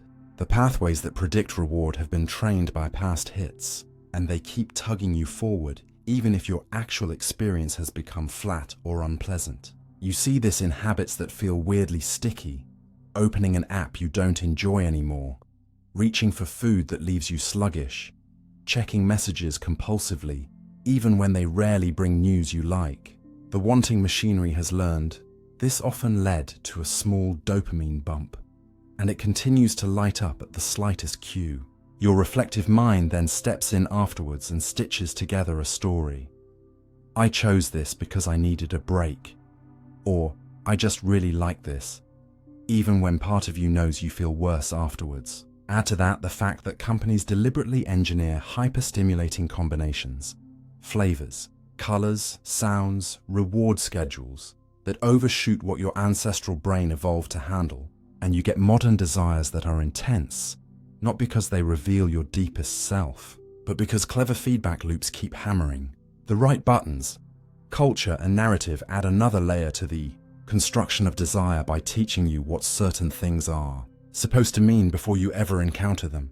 No one is born wanting a specific brand, a particular job title, or a certain style of vacation. You learn that owning this object signals success, that living in that neighborhood implies having made it, that spending time in that kind of cafe aligns you with a tribe. Ask people to imagine their ideal life, and you'll often hear images that sound suspiciously like adverts and movies. Open-plan homes with a particular kind of furniture, careers that come with instantly recognizable labels, relationships that follow familiar arcs. When you finally get one of these items or experiences, the satisfaction you feel is mixed. Part sensory, part genuine comfort, and part the relief of fitting the story you were handed. It's not that your feelings are fake, but that they're shaped by expectations. Experiments show that when people believe a wine is expensive, they report richer flavors and even show more activation in brain areas linked to pleasure than when they think the same wine is cheap. The liquid is identical, but desire and enjoyment climb or fall with the story you attach. This is high status. This is special. This is just ordinary. In relationships, something similar can happen. You may suddenly find someone more attractive after learning that others are interested in them, or feel your desire cool when you sense they've lost social appeal, even though their face and personality haven't changed overnight. Again, your longing isn't arbitrary. It follows deep instincts about mates, alliances, and reputation. But the specific targets and intensities are heavily filtered through the meanings your culture teaches you. There are also internal conflicts that expose how constructed your wants really are. You might wake up one morning and feel a sharp pull toward a totally different life, a new country, a different field, a simpler routine, and wonder, where did this come from? This isn't me. But often those desires have been fermenting quietly under layers of obligation and fear, formed by a long accumulation of small experiences. Envy, when you hear someone describe work they love, a sense of peace in a place far from your current environment, a physical lightness when you imagine dropping certain expectations. For years, those feelings might be overridden by louder scripts. People like me follow this path. My parents sacrificed so I could do this. I'm the responsible one. Then a crisis, a piece of art, or just the exhaustion of repeating a life that doesn't fit can finally let the quiet constructed desire surface and be named. It would be easy to call that your true desire, but even that is made from ingredients you didn't choose. the time and place you were born, the models you happened to see, the opportunities that flickered within reach. Yet it may feel more authentic because it's built from neglected parts of you, values, curiosities, forms of joy that were previously suppressed by someone else's blueprint. The point isn't that there's no reality to what you really want, but that even your most heartfelt longings come out of a long, tangled history of learning, imitation and feedback, not from a magical, untouchable core. Recognizing that desire is constructed, not chosen from scratch, can be unsettling because it shakes the idea that wanting something deeply is proof that it's right for you. But it can also be incredibly liberating. If what you crave has been shaped, it can be reshaped. You can start asking harder questions. Who benefits from me wanting this? What promises are secretly built into this desire? About how I'll be seen, how safe I'll feel, how worthy I'll seem to myself. Do my actual experiences with this thing match the story in my head, or do I keep feeling a little emptier than I expected? You can experiment with changing the inputs that feed your wanting, spending time around people who value different things, limiting exposure to sources that constantly stoke envy and inadequacy, trying out smaller versions of a dream to see how it actually feels instead of chasing the image forever. Over time, your brain will quietly recalibrate. The objects and paths that once glowed with magnetic pull may fade as they stop being reinforced, and new possibilities, previously invisible, can start to feel alive and inviting. In that sense, the fact that you don't want what you want in some pure, uncaused way isn't a tragedy. It's an invitation to take a more active, curious role in how your desires are built, to treat them not as sacred commands from a hidden self, but as living, revisable constructions that you can question, redirect, and slowly align with the kind of life that, when you're honest with yourself, actually leaves you more awake and at peace. What feels like you is a neural narrative, not a core self. There's a quiet shock waiting for you in old photos, diaries, or chat logs. You scroll back a few years, hear the way you used to speak, see what you cared about, who you loved, what you feared, and some part of you thinks, "That was me," while another part whispers, "I barely recognize this person." Yet your brain almost never lets that mismatch bother you for long. It quickly stitches past and present into a smooth line, as if there had always been one continuous someone behind your eyes, learning, changing, but fundamentally the same. Modern neuroscience and psychology suggest a different picture. What feels like a solid, inner me is less a hidden object you could dig out of the skull and more an ongoing story your brain tells about your body, your memories, your roles, your preferences, constantly updated and revised to stay coherent. You can see this most clearly when the machinery behind that story is disturbed. People with certain kinds of brain damage or dementia sometimes undergo dramatic shifts in personality and values. A patient who was meticulous and cautious becomes impulsive and rude after damage to specific frontal regions. Someone who once saw themselves as emotionally steady begins to alternate between apathy and intense anger. Friends and family often say, they're not themselves anymore. But from the inside, the person usually feels like, I am still me, just living through a strange new phase. The narrative self-adapts, turning the change into another chapter. In famous amnesia cases like the musician Clive Wearing, who lives with only a window of a few seconds or minutes of conscious memory, every awakening feels like the first. He writes, I am now, for the first time, truly awake in his diary over and over again. Yet his hands still find the piano keys, his face still lights up when he sees his wife, and patterns of emotion and skill persist without a stable story to bind them.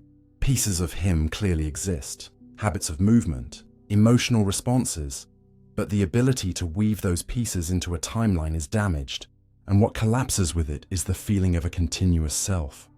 Even in healthy brains, the narrative of who you are is more flexible than it feels. Your memories, which you often treat as the foundation of identity, are not stored videos. Each time you recall an event, your brain reconstructs it from fragments, sensations, emotions, facts, and in doing so, it can subtly reshape the story. Studies where people are prompted to reinterpret past experiences, like turning a painful rejection into an important turning point, show that their later recall and even their emotional responses shift in line with the new framing.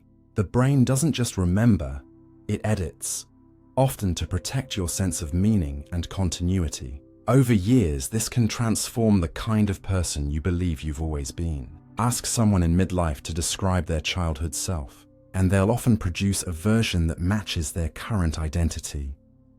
The confident adult remembers being a bold child. The anxious adult recalls being always shy. Even when objective records show a more mixed picture, your present self reaches back, recolored by who you are now, and rewrites past you to match. Meanwhile, your brain also projects that narrative forward.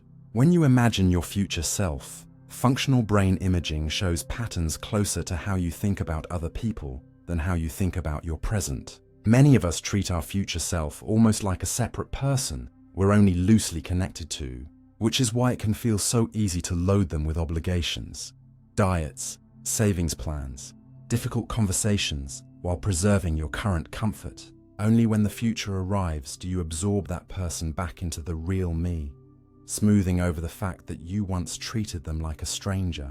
Across all of this, your brain's goal isn't objective truth. It's psychological stability. It wants a story in which a relatively consistent someone moves from past to present to future, making sense of their life, and it will round off sharp corners of change to preserve that impression. The sense that I am the same person who went through all those things also rests on a fragile feeling of ownership over your body and experiences, and here too the narrative can be fooled. In the famous rubber hand illusion, an experimenter hides your real hand behind a screen and places a lifelike rubber hand in front of you. They stroke both hands in sync while you watch the fake one being touched. After a while, many people begin to feel as if the rubber hand is theirs. They flinch when it's threatened. They report sensations where it should be, and the brain's body maps shift in ways that reflect this adopted limb. Your sense of, "this is my hand," turns out not to be a simple fact, but a best guess based on vision, touch, and timing lining up.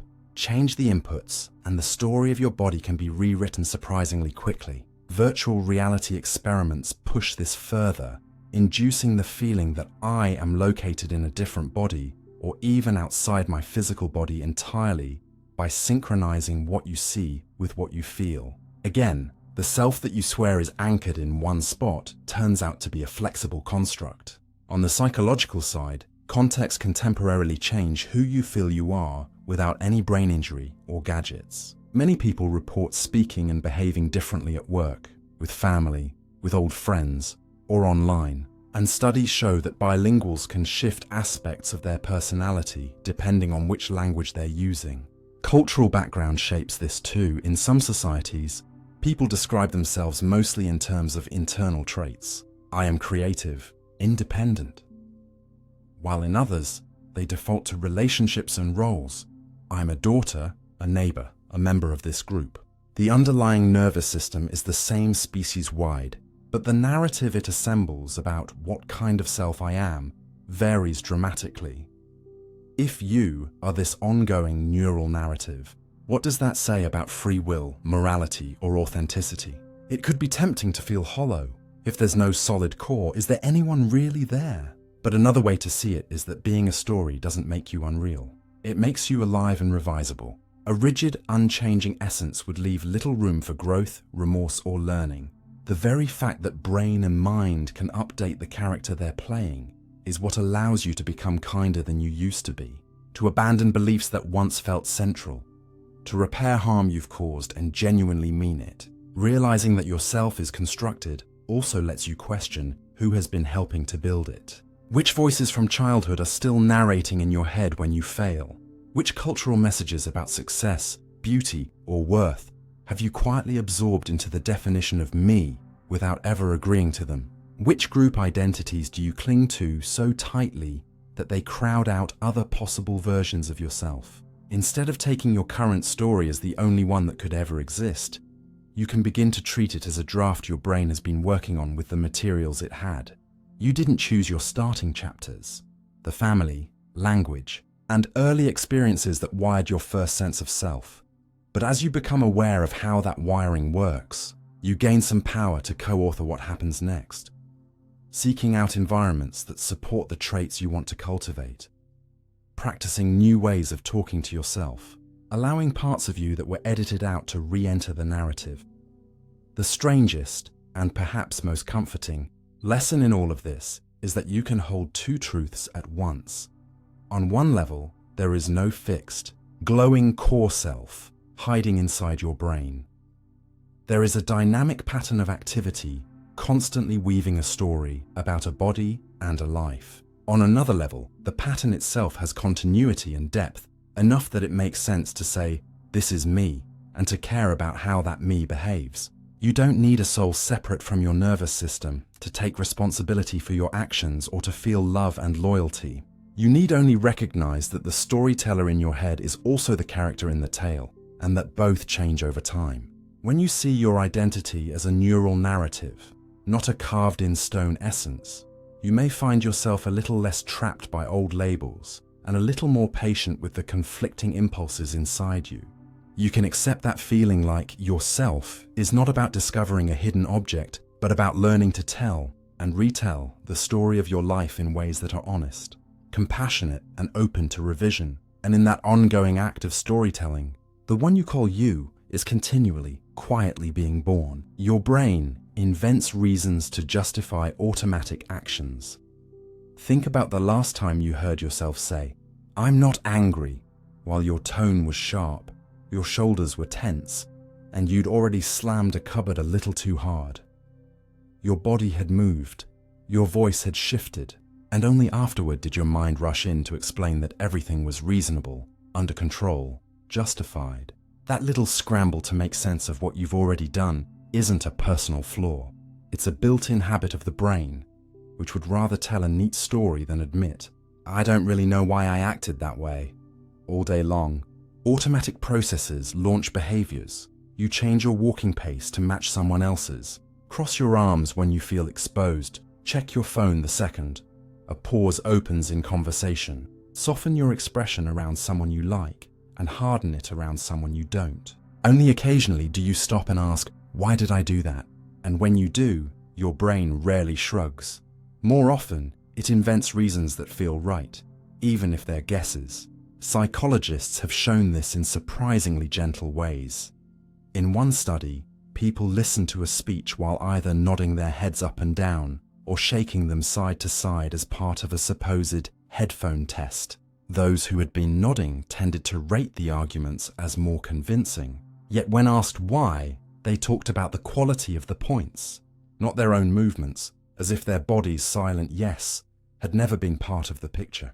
In another line of work, researchers quietly switched people's answers on a survey, turning a disagree into an apparent agree, and then asked them to explain their stance. Many participants defended the position they had not originally chosen, constructing thoughtful explanations on the spot, convinced they were simply expressing their long-held view. Something similar happens in clinical settings at the extremes. Patients with certain kinds of memory loss will confidently describe what they did earlier in the day, even when hospital staff know those events never happened. People with paralysis after a stroke sometimes insist they've just moved a limb that is in fact still, and when pressed, explain away the lack of visible movement with comments about being tired or not trying their best. These are called confabulations, stories that fill in gaps in memory or perception. And while they're more dramatic in brain injury, they reveal a tendency that exists in all of us. Given an action and a question, the brain will supply a reason, whether or not that reason matches the hidden machinery that actually produced the behavior. Even your moods can drag your explanations along behind them. When you're already irritated for reasons you haven't fully noticed, poor sleep, low blood sugar, a string of small frustrations, minor annoyances suddenly seem objectively outrageous, and your mind produces a list of real grievances to match the intensity you feel, as if the emotion were a rational conclusion instead of a starting point. Later, looking back, you might realize that the email you blamed, or the one comment you fixated on, was just the nearest hook for a reaction that had been building for hours. Your brain doesn't announce, "I was overwhelmed, so I lashed out." It tends to say, I lashed out because they were completely out of line, because that story preserves a sense of being reasonable and consistent. The same thing can play out in quieter, more socially acceptable ways.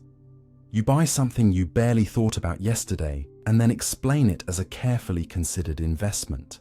You drift into saying yes to a plan you didn't especially want, and then justify it as good for networking or a rare opportunity, even though the immediate driver might have been a reflex to avoid disappointing someone in front of you. From your perspective, these explanations feel like you're reporting the cause, but much of the time you're reverse engineering, starting from the outcome and working backwards to a narrative that fits your values and self-image. This might sound like bad news. If your brain keeps making up reasons, can you ever trust yourself? But there's a gentler way to see it. The storytelling isn't malicious. It's your nervous system's attempt to keep your picture of the world and of yourself stable enough to function. The real problem only appears when you mistake the first story that pops up for unquestionable truth. Once you know this trick is happening, you can begin to catch it in the act, noticing when your justification arrives suspiciously fast, when your reasons sound rehearsed, when your explanation protects your pride more than it illuminates what happened. In those moments, the most radical thing you can say is, "I don't fully know why I did that," and then get curious instead of defensive. You might trace back and find small, automatic forces at work: fatigue, a learned pattern from your family, an old fear of conflict, a habit of reaching for distraction when a feeling gets intense, that don't excuse hurtful actions, but genuinely explain them better than the polished story your brain threw together in self-defense. And with that deeper understanding, you gain something that the easy justification could never offer: a real chance to change. If you can see how quickly your mind rushes to paint every action as deliberate and reasonable, you can start creating space between the behavior and the story. Space where you can apologize without rewriting history, adjust your environment so the same triggers don't keep winning, and practice responding differently the next time your body moves faster than the part of you that wants to live thoughtfully. In that sense, learning that your brain invents reasons is not an insult to your freedom, but an invitation to move from being the passive audience of those instant explanations to being an active editor, one who's willing to question the script, to add more honest footnotes, and little by little, to let your automatic actions be guided by a mind that is less interested in looking right and more interested in seeing clearly. You can be manipulated by framing without noticing. You probably like to think that when you weigh a choice about money, health, politics, even how you feel about your own life, you're responding to the facts themselves. But a strange body of research says something far more uncomfortable. The very same facts, wrapped in different words or presented in a different order, can quietly steer what you decide, while you walk away believing you just went with your gut. Classic experiments show this in ways that are almost embarrassingly simple. In one famous study, people had to choose between two medical plans for a disease outbreak. One option was described as saving 200 lives out of 600, the other as a gamble that could either save everyone or save no one. When the scenario was framed in terms of lives saved, most chose the sure 200. But when researchers rewrote the same math in terms of lives lost, 400 people will die, versus a risky chance that no one will die or all 600 will die, people suddenly flipped and preferred the gamble, even though the underlying outcomes hadn't changed at all. Just changing the frame from gains to losses was enough to flip the majority decision. And if you'd asked participants afterward why they chose the way they did, they would have given you serious-sounding answers about risk and responsibility, not because of a few swapped words. A similar thing happens in medicine when you tell patients or even doctors that a treatment has a 90% survival rate versus a 10% mortality rate. The numbers are identical, but the survival frame makes the option feel reassuring and acceptable, while the mortality frame triggers fear and avoidance. Surgeons in some studies were more willing to recommend an operation, and patients more willing to consent when the survival frame was used. No new evidence was added, yet the story around the evidence made it land differently in the mind. You can feel this power of framing in everyday language too. 90% fat-free sounds healthier than contains 10% fat. A small fee feels less painful than a surcharge. Pre-approved sounds more flattering than you've been targeted. Politicians do it when they describe a tax as a relief rather than a cut, or talk about investing in the future versus increasing government spending. Each phrase carries a halo of associations that pulls your feelings in a particular direction before you've had a chance to dig into what's actually being proposed. Beyond words, framing shows up in how choices are structured and what counts as the default. Look at organ donation rates across countries. Some nations have astonishingly high participation, others much lower. Not because people in one place are kinder or more enlightened, but because of a small design choice on a form. Where the default is, you are a donor unless you opt out, most people stay in. Where the default is, you are not a donor unless you opt in, most people stay out. In both cases, a large percentage of citizens never actively choose. They simply accept the role the form quietly assigns them. Yet if you asked, they'd likely describe their status as reflecting a personal decision. The same goes for retirement savings and workplace benefits.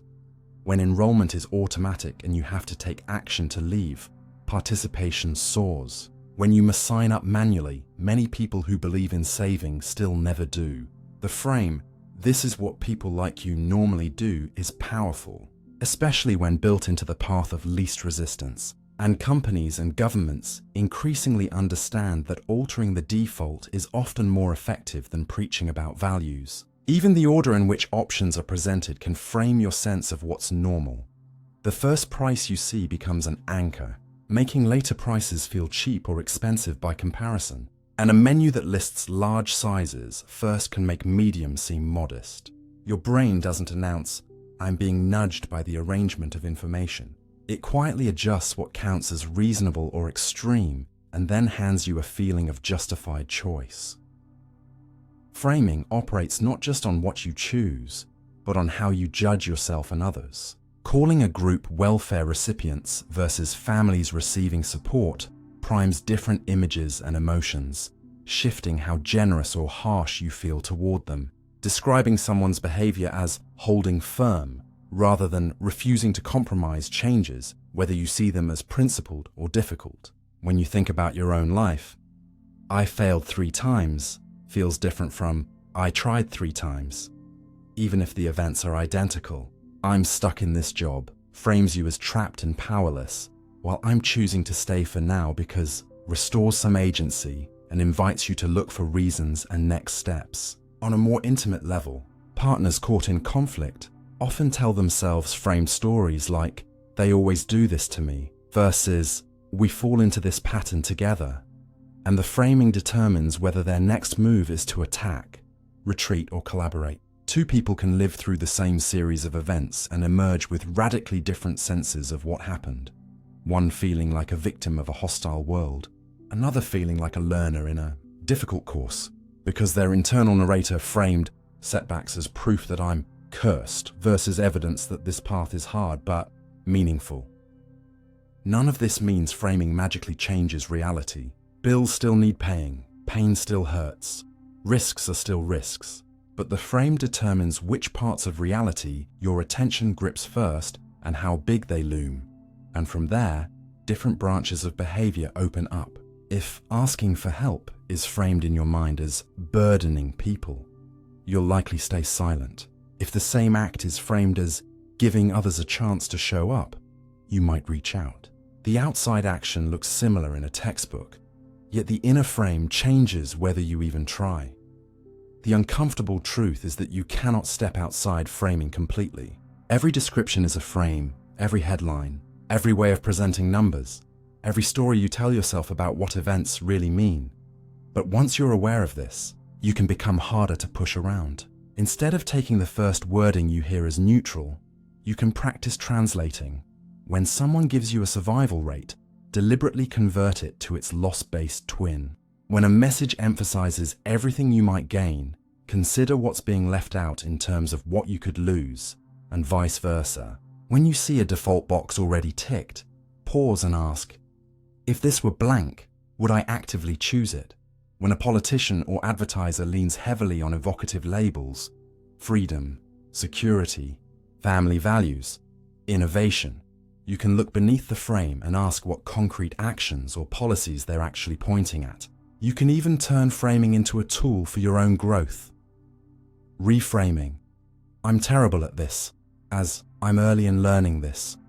Or I ruined everything, as I made a mistake in this specific moment, and here is what I can repair. Doesn't erase responsibility, but moves your mind from paralysis toward action. On the collective level, noticing framing helps you understand why people with access to the same facts can honestly disagree. They may be starting from different questions. What do we stand to gain? Versus what do we stand to lose? Who is being protected versus who is being constrained? And those starting points are frames too. The deep lesson is not that you should mistrust every word, but that you should treat your own first reaction as just one possible version, shaped by how the situation was drawn for you. If you can learn to gently redraw it, to see the gains inside the losses, the defaults hiding as choices, the labels doing emotional heavy lifting, you won't become immune to framing, but you will move from being unconsciously steered by it to being someone who can notice the hand on the wheel, question whose hand it is, and sometimes, quietly, take it back. The concept of fate is emotionally satisfying, but unprovable. When something wildly unlikely happens in your life, the missed flight that leads to meeting someone you'll love for years, the job you didn't get that steers you toward a path that fits better, the car that swerves a split second before it would have hit you. It's almost irresistible to lean back and think, maybe it was meant to be, and feel a strange wave of calm wash over the chaos. That sentence is doing more than comforting you. It's quietly rewriting the event as part of a hidden script, turning raw chance into a chapter in a story where your life has a direction and you are being guided, however mysteriously. Psychologists know that your brain is hungry for patterns and motives. It prefers a bad reason to no reason, a questionable plan to pure accident, because living in a world where things just happen is emotionally heavy. When you say, it was fate after a breakup, a disaster, or a stroke of good luck, you're not just explaining what occurred. You're protecting yourself from the dizzying possibility that countless tiny factors, many indifferent to you, combine to produce this moment. Seeing your life as woven by destiny or a cosmic plan lets you tuck pain and surprise into a larger container. Maybe you were meant to learn from that loss. Maybe you were supposed to avoid that path, and that framing can make it easier to get out of bed, to forgive yourself, to move forward. At the same time, if you step back and ask, how would I prove that fate is real? You run into a hard wall. You can never see the lives you didn't live. You can observe that you met a friend because you sat in a particular cafe, but you can't rerun the universe with you sitting somewhere else and see whether some true destiny would have redirected you anyway. Any outcome you get, you can later label meant to be, but you can never test that label against an alternate history. It only ever fits after the fact. Your mind has several built-in quirks that make fate feel more solid than it is. One is hindsight bias. Once you know how a story turns out, it becomes incredibly easy to see the path you took as obvious, as if you should have known all along this would happen. You look at a relationship that started with a chance meeting and now feels central to your life, and your brain highlights memories that make it look inevitable. The shared interests, the signs you think you missed, the times your paths almost crossed before. Memories that don't fit that arc. How close you came to never speaking. The other people you were nearly as interested in fade into the background. Another is your love of meaning making. When two unlikely events collide, a song your mother loved plays in a shop on the anniversary of her death. You dream of someone and they call the next day. You feel a tug to see it as a message, a wink from the universe. Statistically, in a world full of people, days, songs and phones, rare coincidences are guaranteed to happen to someone. But the ones that happen to you are emotionally magnified and more likely to be remembered, while all the almost coincidences, the dreams that never match anything, the songs that play on ordinary days, sink without a trace. This selective spotlight creates the illusion that fate is constantly sending hints, when in reality, your mind is continuously scanning the noise of daily life for patterns that line up with your current fears and hopes. When one lands, it feels uncannily personal. When thousands don't, you hardly notice. Culture deepens this pull. Stories, religions, and philosophies across the world are saturated with characters who are chosen, cursed, or sent into particular journeys. Heroes called by prophecy, couples described as soulmates, individuals said to have a calling. You grow up surrounded by narratives where important lives follow arcs designed by something larger than individual whim. So when you face your own turning points, your brain naturally fits them into similar templates. Even phrases like, "everything happens for a reason," or "the universe gives you what you can handle," are little fate maps. They're repeated so often that they feel like common sense, even though they're claims about the deepest structure of reality. Not observations anyone can verify. They're soothing partly because they soften the sting of randomness and injustice. If a terrible event in your life is just bad luck, it can feel meaningless, cruel. If it's part of a plan, however opaque, it can be reinterpreted as a painful but necessary step on a path. People recovering from trauma often report that framing an experience as something they can grow from helps them cope, and that's real psychological healing. But the helpfulness of that frame doesn't turn it into evidence that the event was sent by an external scriptwriter. The brain is capable of building meaning from chaos without there being a pre-written meaning hiding underneath. On the scientific side, things don't get much friendlier to the idea of personal fate. In some interpretations of physics, the universe behaves in a fully lawful, deterministic way. Given the exact state of everything and the laws that govern it, only one future is physically possible. In others, chance plays a fundamental role, with tiny random events shaping which way reality unfolds. But notice what neither of those pictures includes: a special, caring plan tailored to your life. Determinism might imply that what happens couldn't have happened otherwise, but it doesn't assign purpose. It's a chain of cause and effect, not a story about what you were meant to do. True randomness, on the other hand, makes some outcomes literally uncaused in a deep sense, but it doesn't give them meaning either.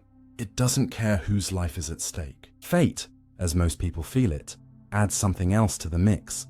Not just inevitability, but intention, a kind of cosmic authorship that chooses specific outcomes because they fit a narrative. And that extra ingredient is exactly what you can't test. You can build models that predict probabilities and patterns, but you can't detect a hidden preference for this lesson or that soulmate inside the equations. Every time you say, "it had to happen this way," you're stepping outside the space where evidence can reach and into the space where comfort and worldview live. None of this means you're foolish for feeling drawn to fate. There are real emotional benefits to thinking in those terms. Believing that your life has a trajectory beyond randomness can give you strength in crises, reduce anxiety about choices by telling you that the right path will eventually reveal itself, and connect you to communities that share supportive rituals and stories. It can keep despair at bay when you can't see any good coming from a loss yet. The danger lies in what can ride along with that comfort. If you lean too hard on fate, you might downplay preventable harm. If it was meant to happen, nothing could have changed it. Accept injustice as just the way things are, or stay in situations that hurt you because you've told yourself they're part of your destiny. You might also slip into harshness toward others, assuming their misfortunes are somehow deserved, a shadow of the just world belief that says people get what they earn from the universe. On the other side, you might blame yourself for not reading the signs or following your path, as if a hidden map existed and you alone failed to find it. Recognizing that fate is emotionally satisfying but unprovable doesn't require you to throw away all sense of meaning. It invites you to separate two layers. One layer is the undeniable fact that your life can become meaningful through how you respond, what you learn, and how you treat others. The other is the claim that those meanings were placed there ahead of time by a force that chose each event for you. You can keep the first without needing to assert the second as literal truth. In practice, that might look like using meant-to-be language softly as a poetic way of honoring how strangely your life has come together, while still knowing, deep down, that you're looking backward and drawing a line through the dots, not uncovering an invisible diagram that was always there. It might mean letting yourself feel comforted by the idea that your struggles can be turned into something worthwhile, without insisting that they were sent on purpose. It might mean trusting that you can shape a meaningful path even if no destiny is handing you one, and that your compassion, courage, and honesty count precisely because they're not guaranteed. In the end, the concept of fate tells a beautiful story, that you are held, guided, woven into a larger pattern. Science can't confirm that story, but your mind can't help wanting it. The challenge, and the opportunity, is to live in a way that creates meaning and kindness whether or not fate exists, to find strength in the stories that sustain you, while keeping enough humility to admit where knowledge ends and hope begins. Genes and environment influence more than you do.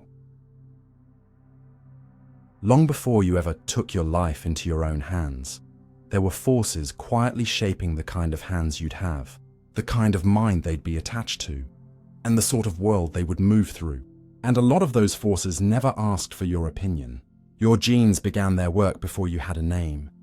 A shuffled deck of instructions, half from one parent, half from the other, quietly influencing how easily you feel anxious or calm, how quickly you pick up language, how sensitive your reward system is to novelty, food, or risk. When scientists study identical twins separated at birth and raised in different families, they often find eerie similarities, similar temperaments, overlapping interests, even comparable patterns in things like persistence or sociability, despite distinct childhood homes. It doesn't mean your path is printed line by line in DNA, but it does mean that your starting settings are not chosen by the self you now identify with. They were handed to you. Some people are born with nervous systems that react strongly to stress and social rejection. Others with brains that barely register mild threats. Some get a biology that metabolizes certain foods or drugs harmlessly. Others one that tips toward addiction or illness with the same exposures. You didn't choose the way your heart rate jumps, how quickly your mood swings back after a setback, or how easily you sleep. Those patterns are the products of thousands of generations of evolution and a single roll of genetic dice that happened without the you of today in the room. On top of that biological foundation, your early environment poured itself into you before you had words to describe it. In the womb, nutrition, stress hormones, and exposure to toxins can alter how genes are expressed and how your developing brain wires itself. A fetus whose mother is under chronic stress may end up with a stress response calibrated to a harsher world, more reactive and vigilant, while a fetus in a calmer environment may be tuned differently. After birth, everything from the way you're held and spoken to the language and touch you receive, to the stability of your caregivers, is teaching your nervous system what kind of world this is and how much it needs to protect itself. In households where danger is unpredictable, where anger erupts without warning, or resources are scarce, children often learn to scan constantly, to anticipate shifts in mood, to tamp down their own needs. In safer homes, other traits blossom, like exploratory play and trust. These adaptations don't come from deliberate choice. They're built into your wiring by repetition and necessity, long before you can say I in a sentence. By the time you think of yourself as someone who just naturally avoids conflict or has always been cautious, years of early training and inherited vulnerabilities have already set the stage. Later, school, neighborhood, culture, and economic conditions press in. The probability that you'll finish certain levels of education, that you'll be exposed to crime or chronic stress, that you'll have time and space to read or practice skills, is strongly shaped by where you're born and into what circumstances, not by some pure act of will. If you grow up in a place where books are everywhere and adults model curiosity, your brain gets fed in one way. If you grow up where survival takes most of the adult's energy and institutions don't expect much of you, it gets fed in another. The beliefs you absorb about what's possible, the kinds of jobs people like you do, how safe it is to stand out, whether authority can be trusted, are soaked up long before you sit down to decide who to be. Genes and environment don't just act separately. They interact in subtle ways that further complicate the picture of a sovereign self. A child with a genetic tendency toward impulsivity might do fine in a structured, attentive home, but struggle badly in a chaotic one. Another with a calm temperament might weather the same chaos with fewer outward problems. Some people are orchids, biologically more sensitive to both bad and good conditions, wilting in harshness but flourishing spectacularly in supportive environments. Others are more like dandelions, relatively stable across a range of soils. The way your genes are expressed can also change over time through processes sometimes called epigenetic. Chemical tags influenced by stress, diet, or exposure can turn certain genetic programs up or down, shaping how easily you gain weight, how strongly your immune system reacts, even possibly how you handle stress. And some of these tags may be passed to the next generation. Again, none of this is decided by a conscious committee in your head. When you're a teenager wrestling with mood and identity, your brain is being remodeled by hormone surges and pruning processes that selectively strengthen some connections and weaken others, influenced by what you practice, what you fear, and what your culture rewards. In those years, you may feel like you're making bold, independent choices about friends, music, style, but which options even feel available? Which risks feel tolerable? Which paths feel unthinkable has already been narrowed by forces you didn't design. Daily life adds another layer. The immediate environment keeps tugging on tendencies that your genes and history prepared. If you live in a noisy, crowded space with little privacy, your habits around attention, patience, and self-soothing will look different than if you live in quiet and abundance. Working long hours or multiple jobs, dealing with discrimination, or navigating chronic illness all drain the very mental resources you might otherwise use to reflect and change course.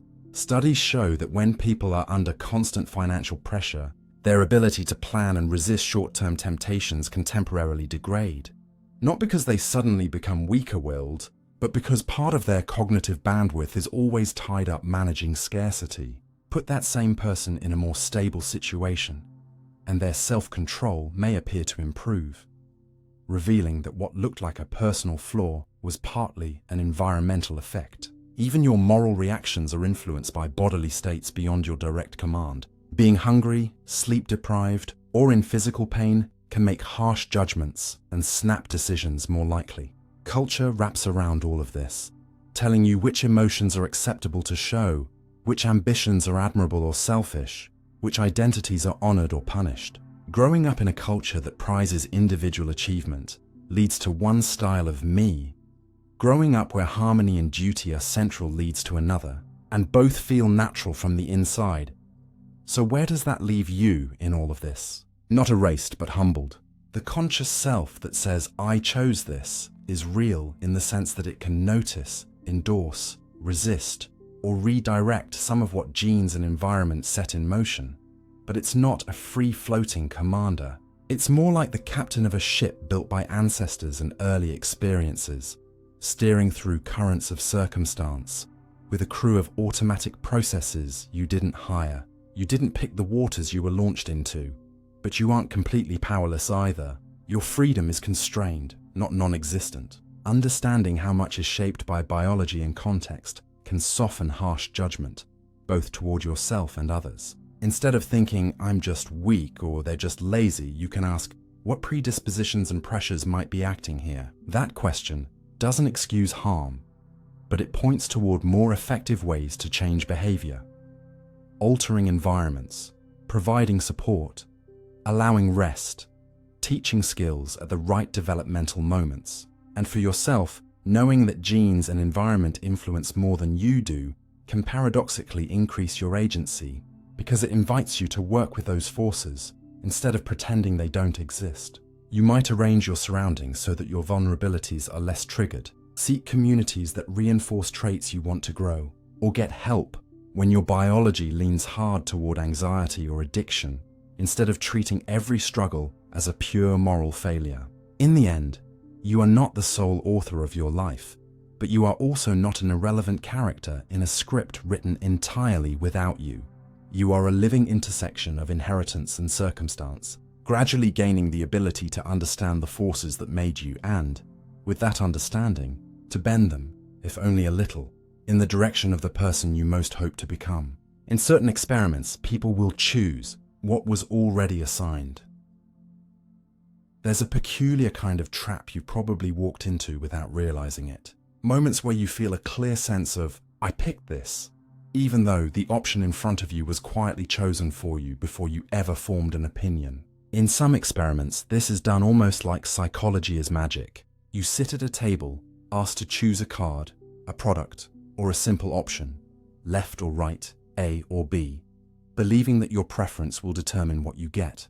But behind the scenes, the experimenter, or the setup, is arranged so that no matter what you do, you end up with a particular pre-selected outcome. Sometimes it's done with subtle physical control, like arranging one item to be slightly easier to reach, or using sleight of hand so the item handed back to you isn't actually the one you pointed at. Other times it's done with software, where the system silently overrides your click or swaps labels after the fact. The surprising part isn't that researchers can rig a choice. That part is simple. The surprising part is what happens next. When they ask you why you picked what you did, you rarely say, wait, I didn't, or that's not what I chose. Instead, just like most participants, you begin to confidently explain your decision, pointing to features of the option you were given, its color, its style, a feeling it gave you, as if you had freely weighed all alternatives and singled it out. Your mind doesn't just accept the assigned option, it backfills a personal story to match it, knitting together a sense of authorship around something you never actually chose. Researchers have tested this in different domains to see how far the illusion goes. In one kind of setup, you might be asked to rate pairs of consumer items, jam flavors, shirts, gadgets, and then choose your favorite from each pair to keep. Using sleight or digital trickery, the experimenter sometimes gives you the item you supposedly rejected instead. When you're later asked how satisfied you are with your pick, many people report liking the assigned one just as much, and when prompted, they describe personal reasons. This one is more sophisticated, or I've always preferred this style, even though moments earlier they showed the opposite preference on paper. In hiring or evaluation studies, people may read two nearly identical resumes with different names, and the experimental condition decides in advance which one will be labeled the more suitable candidate in subtle ways, perhaps through positioning, slight formatting differences, or a stated norm about what past evaluators preferred. Participants feel they are freely judging merit, but their decisions predictably align with the preloaded cue, and afterward they justify the choice with details pulled from the files, not with any awareness that they were steered. In some moral judgment experiments, participants are initially nudged toward a stance by the way a scenario is worded or by a prior practice trial that quietly sets a pattern. Then, when the real question is presented, their responses track that earlier assignment, and when asked to explain, they give articulate moral reasoning, convinced they arrived there independently. These studies don't just show that people can be pushed, they show how automatically the mind protects the feeling of agency. When the outcome in your hand doesn't quite match the action you remember, when the shirt you're holding isn't the one you think you pointed at, or the candidate you endorsed happened to be pre-highlighted, your brain has two options. It could raise an internal alarm and say, something's wrong, I didn't really choose this. Or it can smooth the mismatch by quietly rewriting the story. Apparently, this is what I picked, so let me tell you why that makes sense. Most of the time, it chooses the second path, because living in a world where your choices might be hollow illusions is deeply unsettling. You can feel a gentle version of this outside the lab when systems decide for you under the banner of personalization. A streaming service serves you a narrowed list of shows you'll love. A shop filters products just for you. A social platform curates which posts you see. You move within that curated slice and experience your selection as your own. I chose this series. I like these styles. I follow these kinds of people.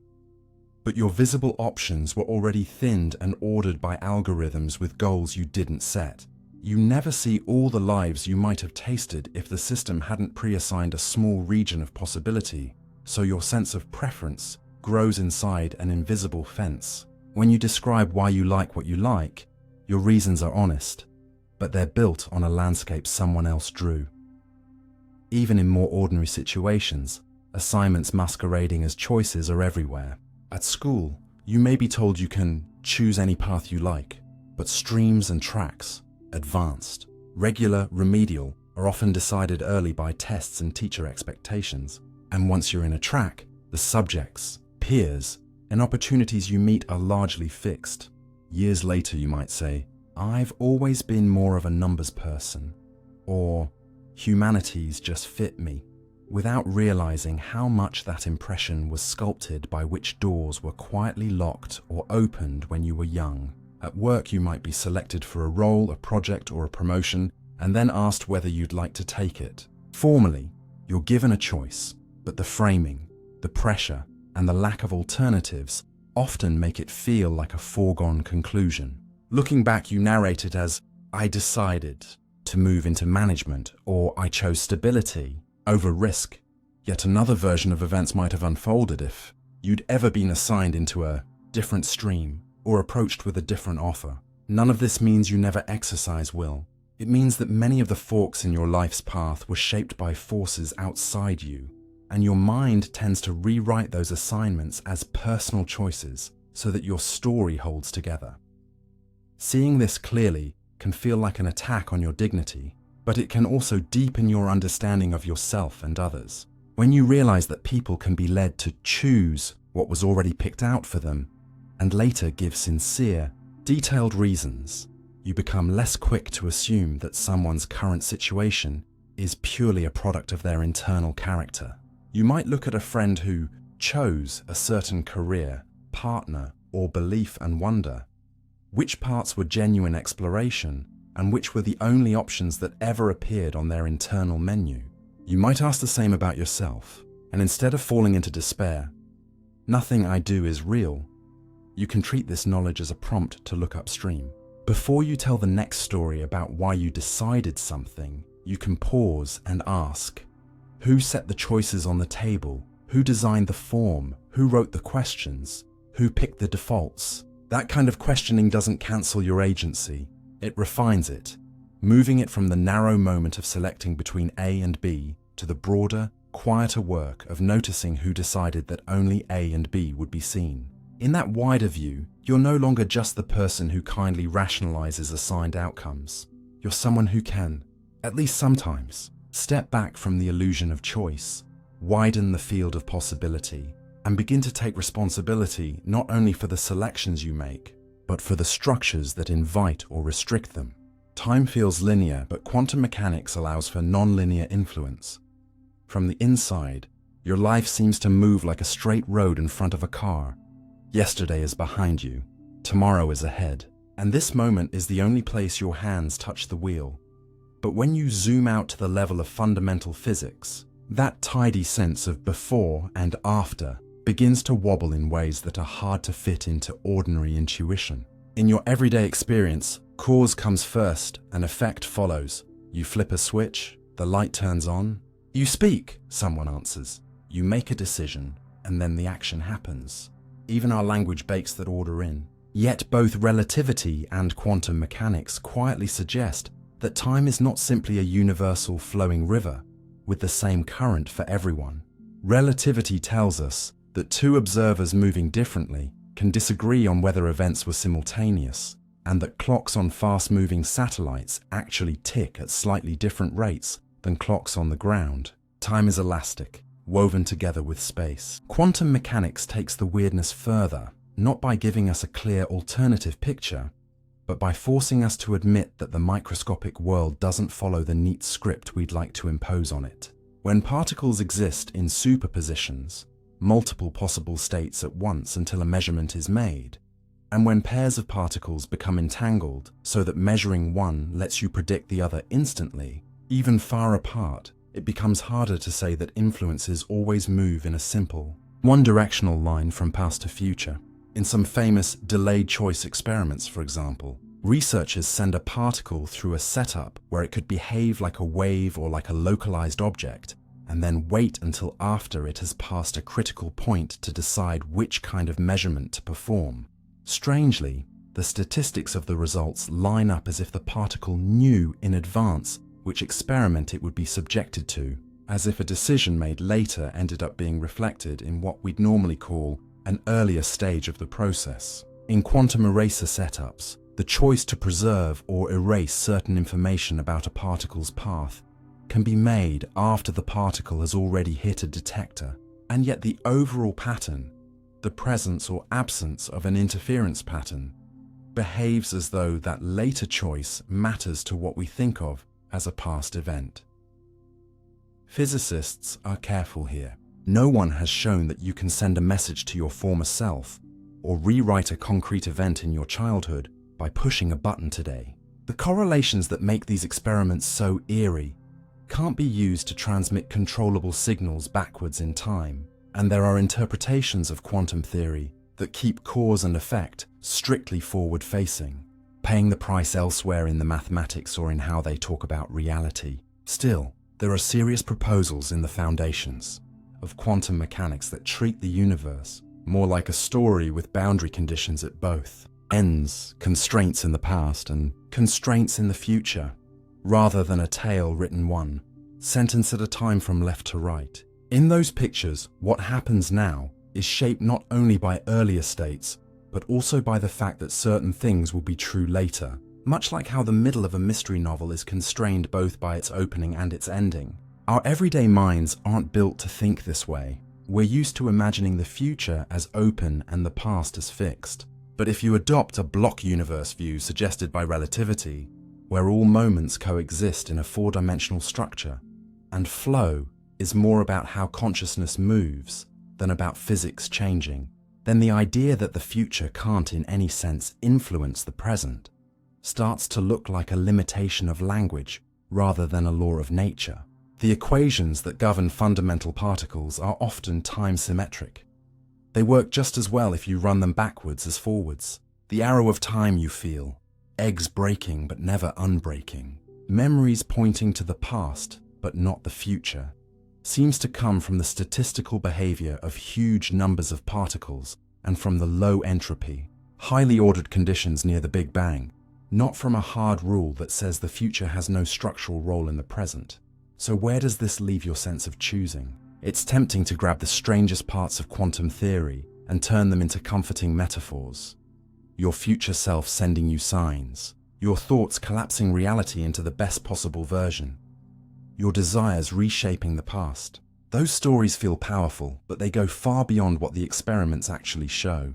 We do not, at this point, have evidence that your personal decisions reach back and alter recorded events, or that believing hard enough selects a preferred branch of the universe just for you.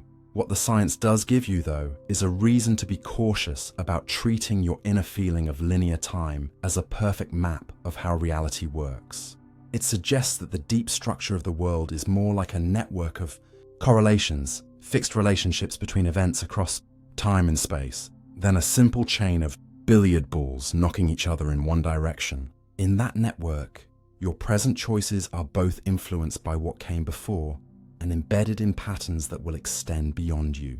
And from a God's eye view, there may be no privileged now at all, just a rich tapestry of moments related to one another in lawful ways. For some people, that picture is unsettling because it seems to threaten the idea of an open future where free will lives. For others, it's oddly calming. If the universe is already a complete structure, then your task is not to panic about carving the one correct path, but to inhabit your segment of that structure as honestly and thoughtfully as you can, knowing that your experience of moving forward is part of how the world feels from the inside, not a literal description of how time itself is built. Either way, the non-linear possibilities hinted at by quantum mechanics invite a kind of intellectual humility. Your brain evolved to navigate days and seasons, not superpositions and entanglement, so it gives you a mental timeline like a string of beads, each choice threading onto the next. Physics quietly hints that the underlying reality maybe less like a string, and more like an intricate web already stretching in all directions. You don't have to fully understand that web to live meaningfully, but if you let it, this knowledge can soften the grip of simple stories about absolute control, about total randomness, and leave you with a more nuanced question. Not, am I writing the universe from left to right? But, given that I am one small part of a much stranger, more connected whole, how do I choose to act inside the slice of time that I can feel? The more choices you have, the less free you feel. You probably grew up believing that freedom meant having more options, that if you could just expand the menu of possible jobs, partners, cities, hobbies, shows, and identities, you'd finally feel light and powerful. But if you pay close attention to how your mind behaves when it's faced with 20 streaming shows instead of 2, or hundreds of career paths instead of a handful, you'll notice something strange. Beyond a certain point, more choice doesn't feel like liberation. It feels like pressure, and the weight of that pressure can quietly make you feel less free. Imagine walking into a small corner shop with 3 kinds of jam. You pick one, maybe wonder briefly about the others, and move on with your day. Now imagine a giant supermarket aisle lined with dozens of flavors and brands. Low sugar, organic, imported, artisan, seasonal blends. You stand there scanning labels, comparing prices and ingredients, worrying about health, ethics, status, maybe even what your choice says about you. Laboratory research has mirrored this everyday experience.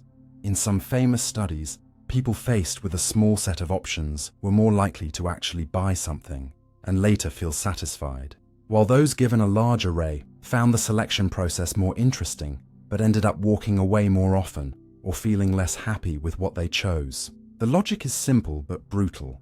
Every extra option you see isn't just a new opportunity, it's also a new path you're implicitly rejecting, a new source of possible regret. Maybe that one would have been better, and your brain has to work harder to weigh imagined futures against each other, even though it can't truly know how any of them will feel in the long run.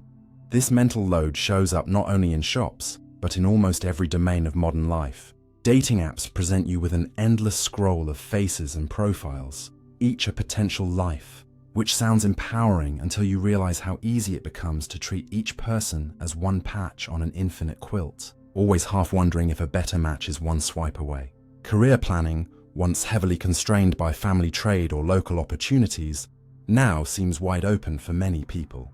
You can study almost anything, move to different cities or countries, switch industries multiple times, reinvent yourself online. Yet instead of pure exhilaration, this can create a constant background anxiety that you're underperforming your potential, that somewhere in the vast catalogue of possibilities there exists a perfect path, and that choosing anything less is a kind of failure. Psychologists sometimes distinguish between people who satisfice, those who look for something that meets their needs well enough and then commit, and maximizers, who feel driven to identify the absolute best choice available. The latter often end up with better objective outcomes on paper, but report more doubt, more second-guessing, and less contentment. The paradox is that the more you tell yourself you must optimize every decision in a world of endless options, the more each choice becomes a test of your worth, and the less free you feel to simply live with an imperfect but good enough outcome. Neuroscience adds another layer by reminding you that every decision, however abstract, is also a physical event in your brain. Evaluating options engages networks involved in attention, reward, and conflict monitoring. As the number of options rises, so does the demand on these systems. You can sense this when you've spent a day making many small decisions: what to respond to, what to postpone, what to wear, what to cook, which messages to answer. And by evening, even tiny choices like which movie should I watch feel strangely heavy, leaving you tempted to avoid deciding at all. That avoidance itself often doesn't feel like a choice. It feels like being stuck, scrolling aimlessly, staying in limbo. On top of the sheer cognitive strain, there's the emotional cost of imagining all the roads not taken. Each new alternative is not just something I could do, but another way my life might have been. And because your mind can idealize those untaken paths without having to live through their difficulties, they can easily look retrospectively better than what you did pick. This fuels what some writers call the fear of better options, a subtle dread that committing to one thing will lock you out of something superior, pushing you to keep doors open longer than is healthy, to half commit to many things rather than stepping fully into anyone. Social comparison magnifies this effect.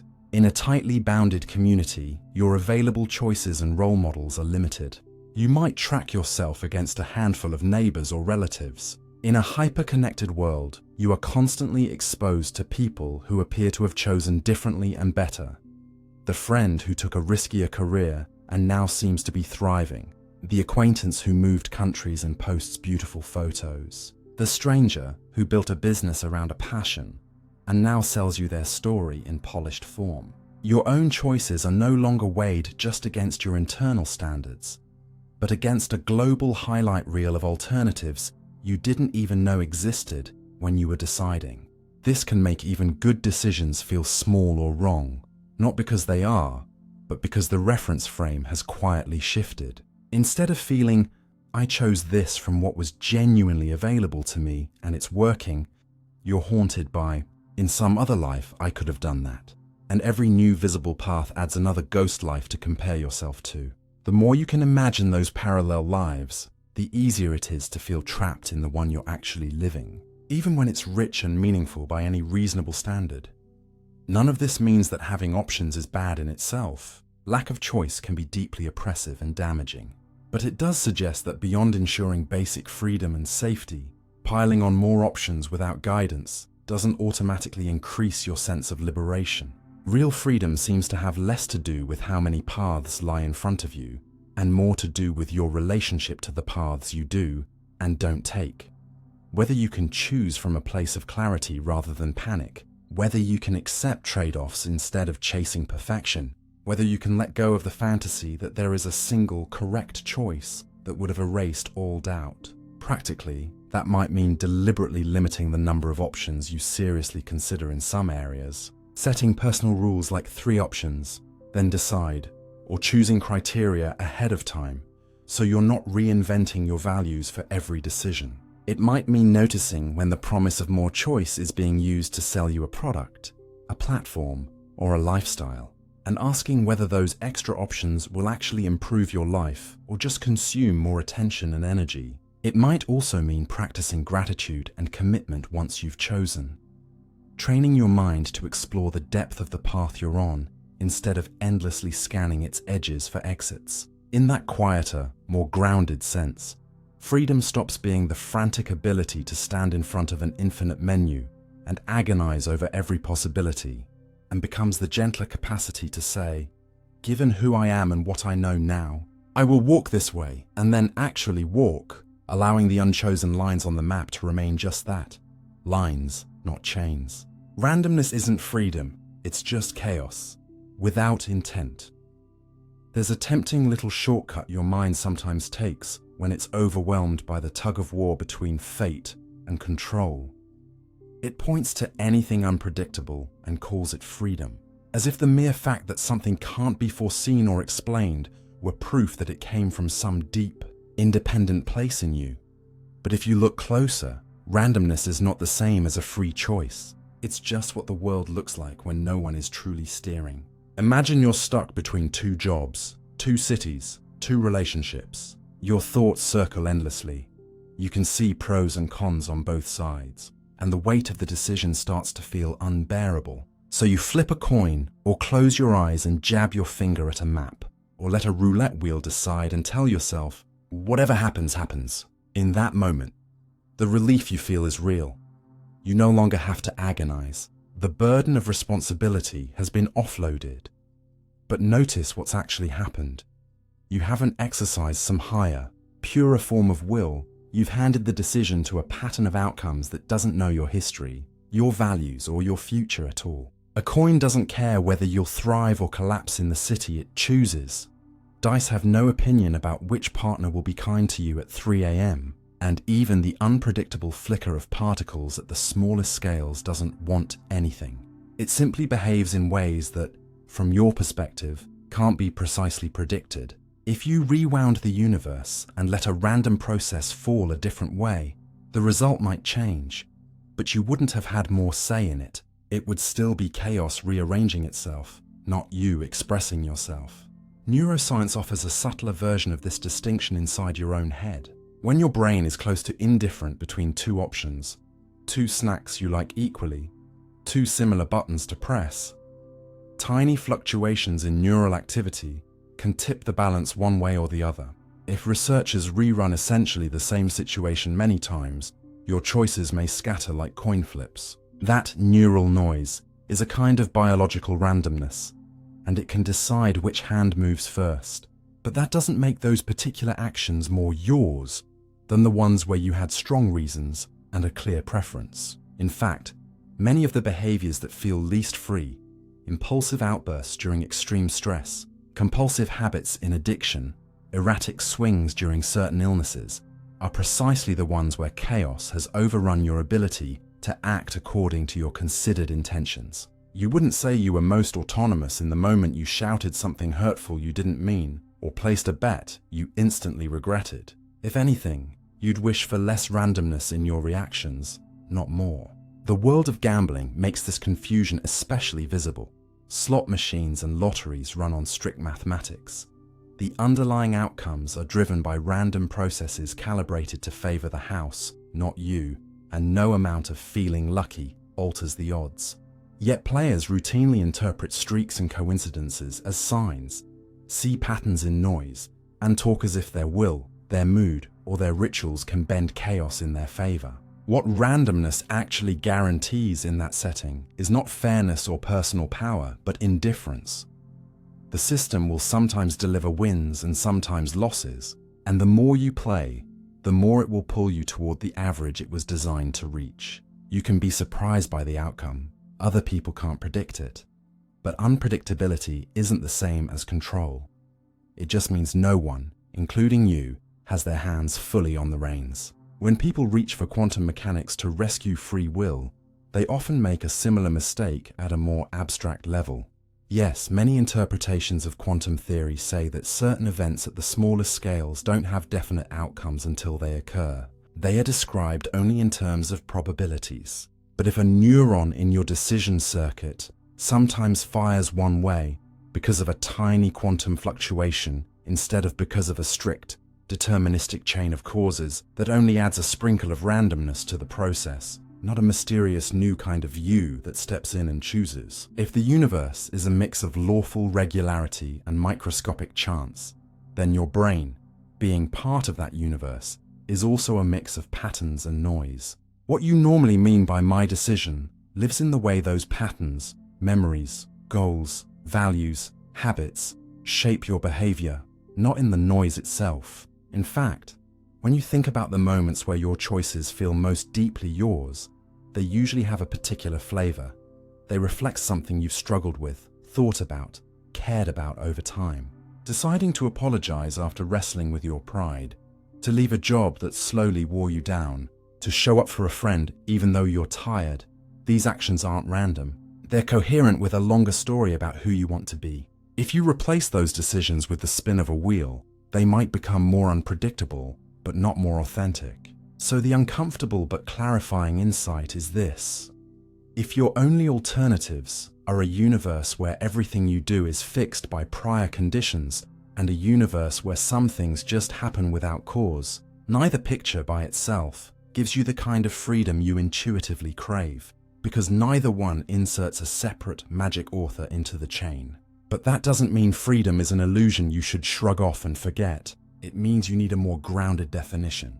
Instead of equating freedom with absolute unpredictability, you can think of it as the degree to which your actions reliably express the parts of you that can learn, reflect, and care, the extent to which they come from stable commitments rather than from panic, inertia, or random jolts. Seen this way, the presence of randomness in the world is just part of the background weather you live under. It makes the future cloudy, not sovereign. Your real work isn't to chase chaos as if it were liberation, but to cultivate a mind that can remain steady enough to move through that chaos with intention, to build habits, relationships, and environments that make it easier for your better reasons to win most of the time, while accepting that there will always be a margin of unpredictability where neither you nor anyone else is in charge. The feeling of me is a construct of brain networks. There's a strange kind of quiet shock waiting if you really sit with this thought. The warm, familiar sense of I am here inside this experience is not a little glowing pearl hidden in your skull, but something your brain has to actively build and maintain using many different circuits working together, moment after moment.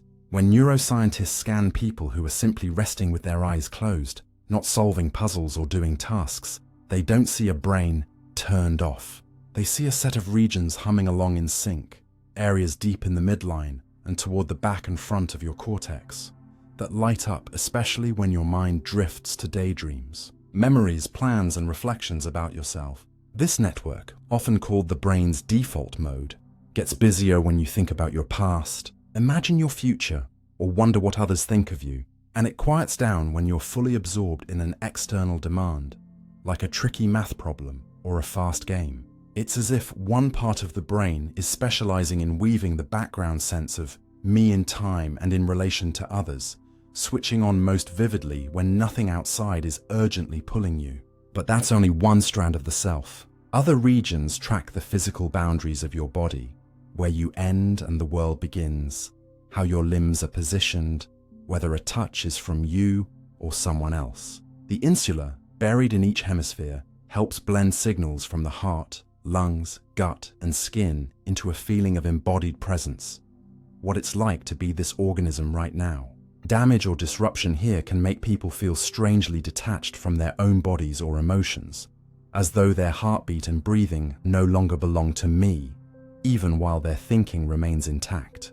Still, other circuits, near the junctions where temporal and parietal lobes meet, help you adopt a point of view, distinguish between your perspective and someone else's, and locate yourself in space.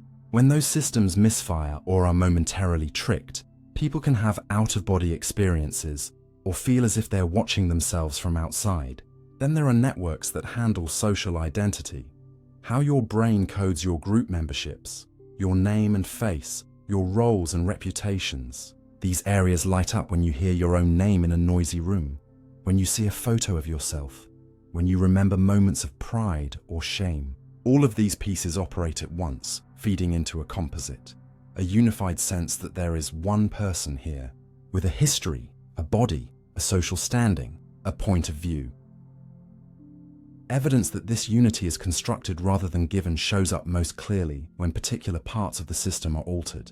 People with certain neurological or psychiatric conditions can lose slices of the self while others remain. In depersonalization, for example, individuals report feeling as if they are watching their life like a movie, emotionally distant from their own thoughts and actions. They can describe events and make decisions, but the felt intimacy of "this is truly me" has thinned. After strokes or injuries affecting specific regions, some patients deny ownership of a limb or insist that a paralyzed arm belongs to someone else, even while they intellectually know it's attached.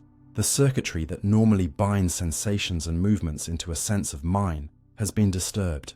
Under the influence of some psychedelic substances, many people temporarily experience ego dissolution, a state where the usual boundaries between self and world feel porous or vanish. Brain imaging suggests that activity and communication within those midline self-related networks change dramatically during these states.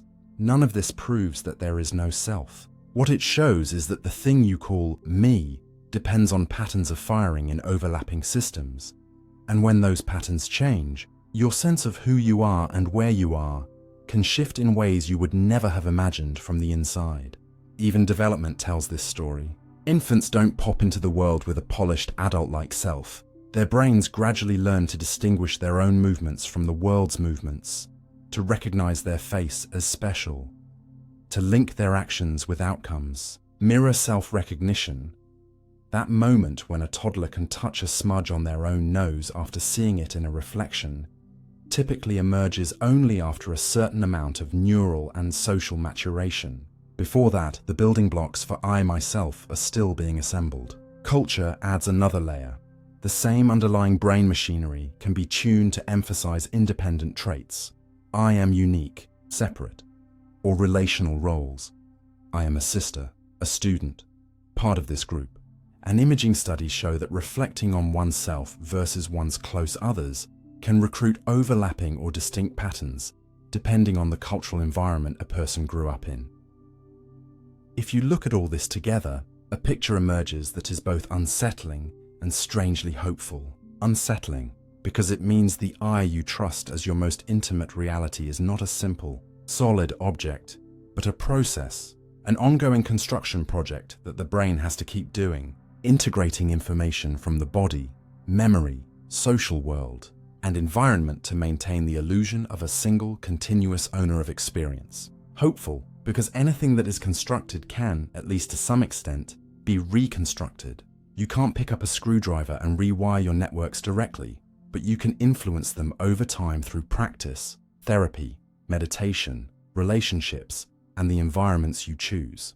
People who engage in long-term contemplative practices, for example, often report a looser, more flexible sense of self, less rigid identification with every passing thought, and their brains show changes in connectivity between self-related networks and regions involved in attention and emotion regulation. Psychotherapy can slowly alter how your brain links certain memories and beliefs into the story of what kind of person I am, softening harsh self-concepts and integrating previously split-off parts. Even simple habits like noticing your internal sensations, questioning automatic self-descriptions. I'm just the kind of person who, or placing yourself in new social contexts can, over months and years, nudge the networks that underlie your sense of identity. You're not a puppeteer standing outside your brain pulling strings, but neither are you trapped in a fixed configuration. The deep lesson is not that the self is fake, and therefore nothing matters. It's that the self is dynamic, and therefore your relationship to it can change. Once you understand that the feeling of me is something your brain constructs, you gain the option to relate to that feeling differently, to hold it a little more lightly, to be less dominated by the stories it tells, and to take a more compassionate, curious role in shaping the patterns that will, tomorrow and the next day, decide who you seem to be. You can't choose what you find attractive. There's a particular kind of honesty that surfaces when you catch your eyes lingering on someone and, for a split second, realize you did not decide that reaction in advance. You didn't sit down and vote on who your body should respond to. It simply did. Attraction often arrives as a feeling, not a choice. A quickened heartbeat when a certain voice hits your ear, a pull toward one face in a crowded room, a quiet warmth around someone whose laugh you can't quite forget. Underneath that experience, there's a lot happening that you never consciously approved. Your nervous system has built templates over years, patterns of facial structure, body language, scent, voice quality, humor, and even emotional energy that it tags as appealing or not. Some of those tags seem to have deep biological roots. Studies across many cultures suggest that certain broad features, like clear skin, markers of health, or roughly symmetrical faces are widely preferred, possibly because they correlate with developmental stability. Other signals, like how someone moves, the pitch and rhythm of their speech, or cues of confidence and warmth, may be read by your brain in milliseconds. Experiments using eye tracking and rapid image presentation show that people start forming judgments about attractiveness almost as soon as an image appears, often before they can explain why. Hormones also play a role. Levels of testosterone, estrogen, and other chemicals influence libido and responsiveness, and these levels shift with age, stress, sleep, medications, and health conditions. None of that is under the direct control of the you who writes messages or makes promises. It's background physiology setting the volume knob on how strongly attraction can flare in a given moment. At the same time, what you find attractive isn't just biology stamped once and for all.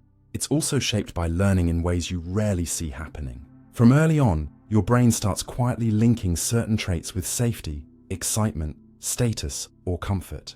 The people who were kind to you, the characters you saw praised or desired in media, the peers who were admired in school, all these experiences feed into a mental catalogue of desirable and undesirable features. If every movie you watched as a teenager framed a particular body type as the pinnacle of beauty, your reward system will likely respond more readily to that shape. Not because you rationally concluded it was best, but because it was repeatedly paired with positive emotion. If affection in your family was tied to being helpful or quiet, you may find yourself drawn to partners who evoke similar dynamics, even when part of you wishes you wanted someone very different. Specific kinks and fetishes can sometimes be traced back to early, emotionally charged experiences where a particular object, situation, or sensation became entwined with arousal.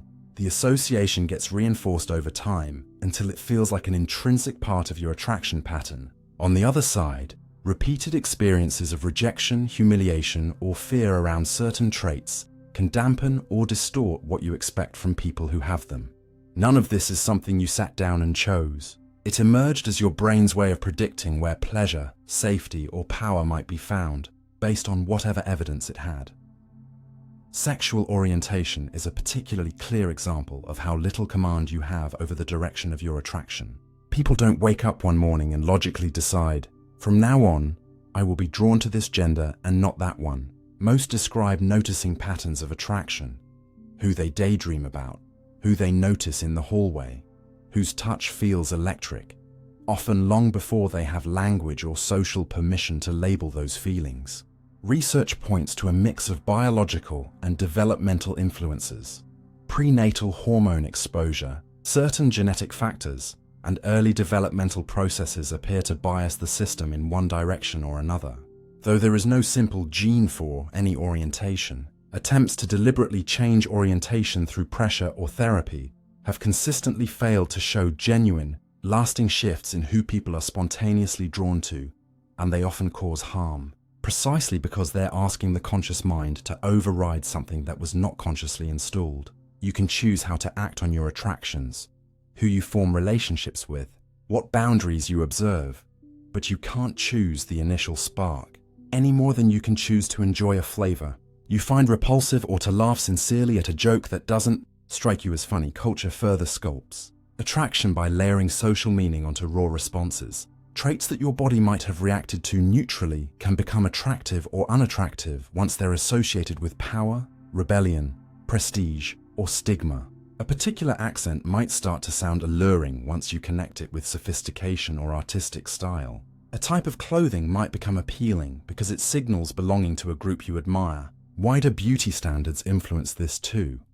Skin tone, body size, hair texture, and age are valued differently across places and eras, and those values seep into your preferences through constant exposure. That's why who is considered attractive can shift over decades in fashion and media, while your underlying orientation and some core preferences remain more stable.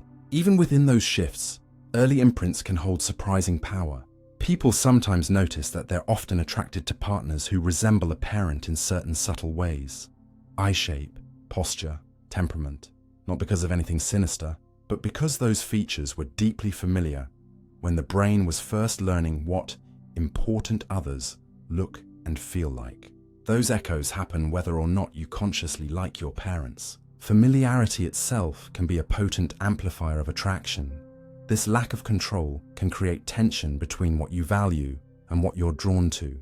You might fully believe in body positivity and still catch yourself more quickly noticing people who fit narrow beauty standards because your perception has been trained by years of exposure.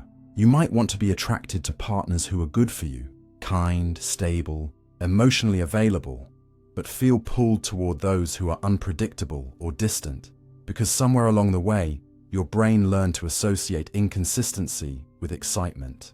You might intellectually reject certain stereotypes yet feel a flicker of attraction that seems to rhyme with them. It's in these moments that it's crucial to distinguish between the initial automatic reaction and what you choose to do with it. You're not morally responsible for which faces or voices make your stomach flip. You are responsible for whether you treat people as full humans or as props, whether you act in ways that respect boundaries, consent, and dignity. Attraction.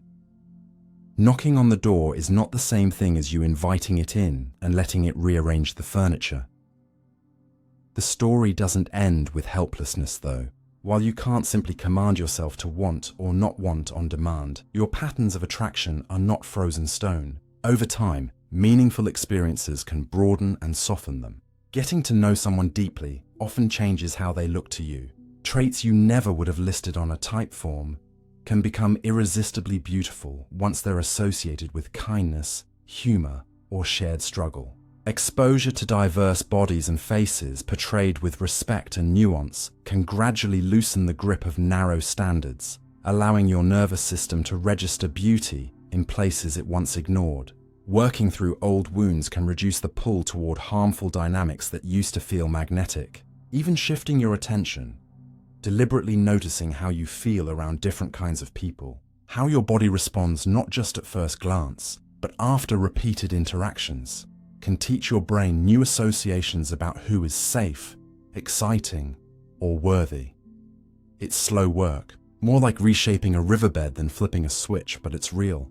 In the end, the fact that you can't choose what you find attractive cuts two ways. On one side, it humbles the idea of a totally sovereign self who authors every feeling.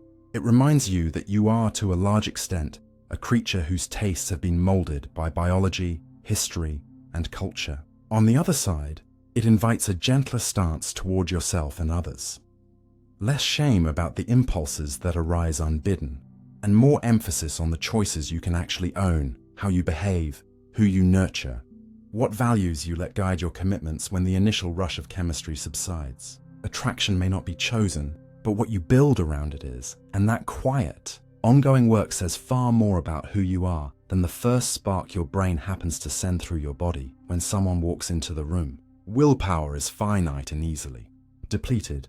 There's a quiet reason you're mourning. Self feels like a disciplined superhero, and your late night self feels like a stranger who can't stop scrolling or raiding the fridge. The mental energy you use to steer yourself doesn't stay constant all day, it runs down, and it's far more fragile than the stories you tell about your strength of character. Psychologists call this willpower or self-control, but whatever word you use, it's that inner capacity to say no when something tugs at you, to keep going on a boring but important task, to resist the small, easy reward in favor of the larger, slower one. In controlled studies, people who have to sit in a room with fresh cookies and are told to eat only radishes perform worse on a difficult puzzle afterward than those who never had to resist the cookies. Just the act of holding yourself back from a tempting action seems to drain something, leaving you more likely to give up sooner on the next challenge. Other experiments ask participants to suppress their emotions while watching upsetting videos, or to monitor their behavior carefully under strict rules, and then test their persistence or decision-making. Again and again, the pattern appears. After periods of intense self-regulation, people are more impulsive, more prone to snap judgments, more drawn to immediate comfort. It's as if your brain has a control panel for override automatic impulses. And every time you press that button, the panel warms up, until for a while, it only works in fits and starts. Life outside the lab offers similar clues. Judges deciding parole cases early in the day tend to be more lenient than the same judges reading similar cases just before lunch. When they're depleted and hungry, students make more careless mistakes on exam questions that appear later in a long test. Drivers are more likely to lash out or take risks after hours of stressful commuting.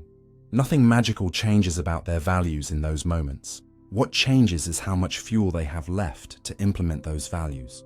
For a time, the dominant story in psychology was that willpower worked like a muscle powered by blood sugar, and that depleting it literally burned through glucose, the brain's basic fuel. Some early findings seemed to support this idea, and it led to advice about eating sweets to recharge self-control.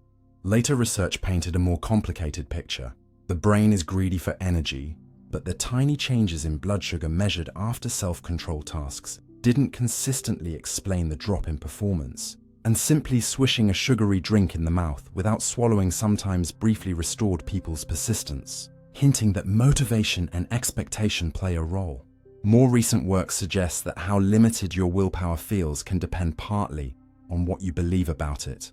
In some studies, People who've been led to see self-control as a muscle that tires out behave as if they've used up their supply and slack off after tough tasks, while those encouraged to see it as something that can be energized by challenge show fewer signs of depletion.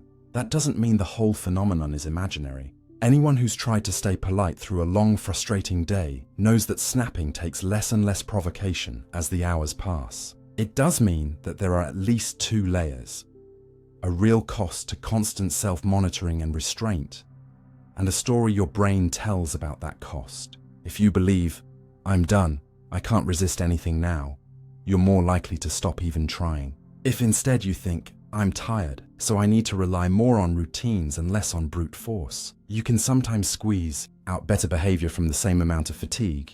It helps to recognize that willpower is not a single substance in a jar, but a set of overlapping processes that all draw from limited mental resources. Every time you make a decision, even a trivial one, what to wear, which message to answer first, whether to attend an event, you're engaging circuits that weigh options, track trade-offs, and inhibit alternative actions. Every time you suppress an impulse, to check your phone during a meeting, to interrupt someone, to say something cutting, you're exerting control. Every time you force yourself to work on something that doesn't immediately reward you, you're pushing against friction. On their own, each act is small, but they accumulate. By evening, many people have made dozens of little judgment calls and restrained themselves countless times. No wonder the idea of cooking a healthy meal or starting a difficult project feels heavier than it did at 9 a.m. This is sometimes called decision fatigue, and you can see it in the way you default to whatever is easiest once you're worn down. The same old websites, the same takeout, the same "I'll do it tomorrow." Importantly, this doesn't mean you're weak-willed as a person. It means you're a human running on hardware that wasn't built for constant, high-stakes choosing in a world of endless options and interruptions.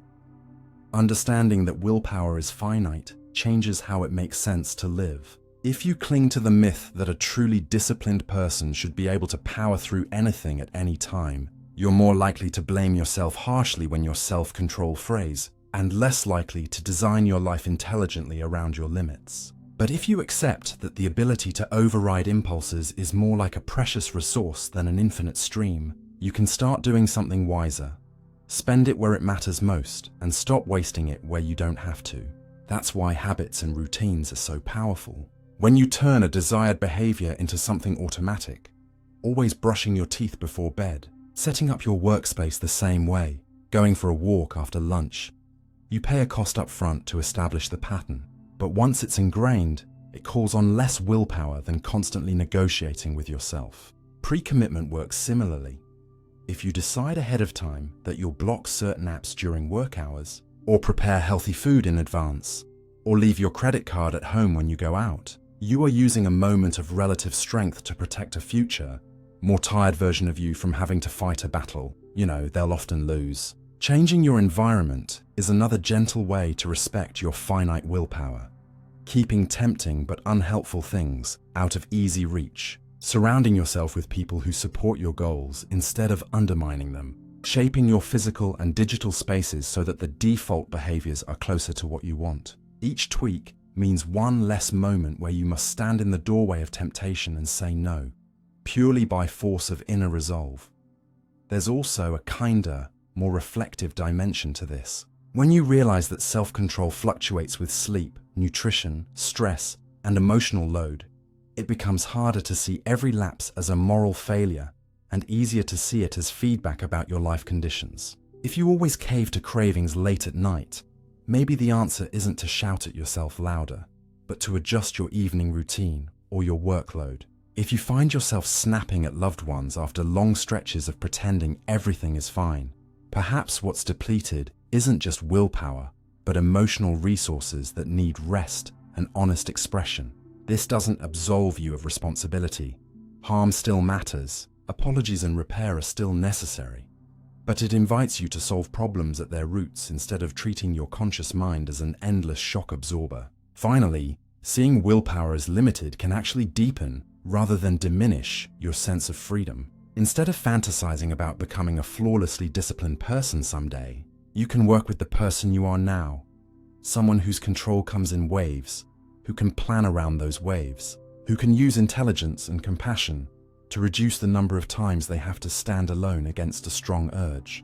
In that quieter, more realistic view, willpower stops being a harsh judge and becomes more like a useful but exhaustible tool, one you learn to conserve, sharpen, and deploy where it truly counts, rather than squandering it on every small struggle that your environment throws in your path. Sometimes, the brain fills in decisions you never made. One of the strangest things you can catch about yourself is how often you simply come to in the middle of an action. Already walking into another room, already opening a familiar app, already halfway through saying yes to something, and only then feel a soft conviction that of course you chose this, as if there had been a clear decision a moment ago that you somehow just didn't notice. Your brain is not a camera that records every microstep. It's more like an editor working under time pressure, stitching together fragments of perception, movement, and memory into a smooth narrative of what I did and why. And sometimes, when there are gaps, it doesn't leave them blank. It quietly fills them with decisions that were never actually made in the way you remember. You can see a simple version of this in your senses. There's a literal blind spot in each eye where the optic nerve leaves the retina, a patch of your visual field with no photoreceptors at all. And yet you don't see a dark hole floating in front of you. Your visual cortex automatically guesses what's likely to be there based on the surrounding pattern and paints it in. In experiments, if a line or texture crosses through that blind spot, your brain extends it seamlessly, and you feel as if you're seeing the actual world rather than the best guess. Something similar happens in time. When two events occur very close together, a flash followed by a sound, a movement of your hand followed by a result.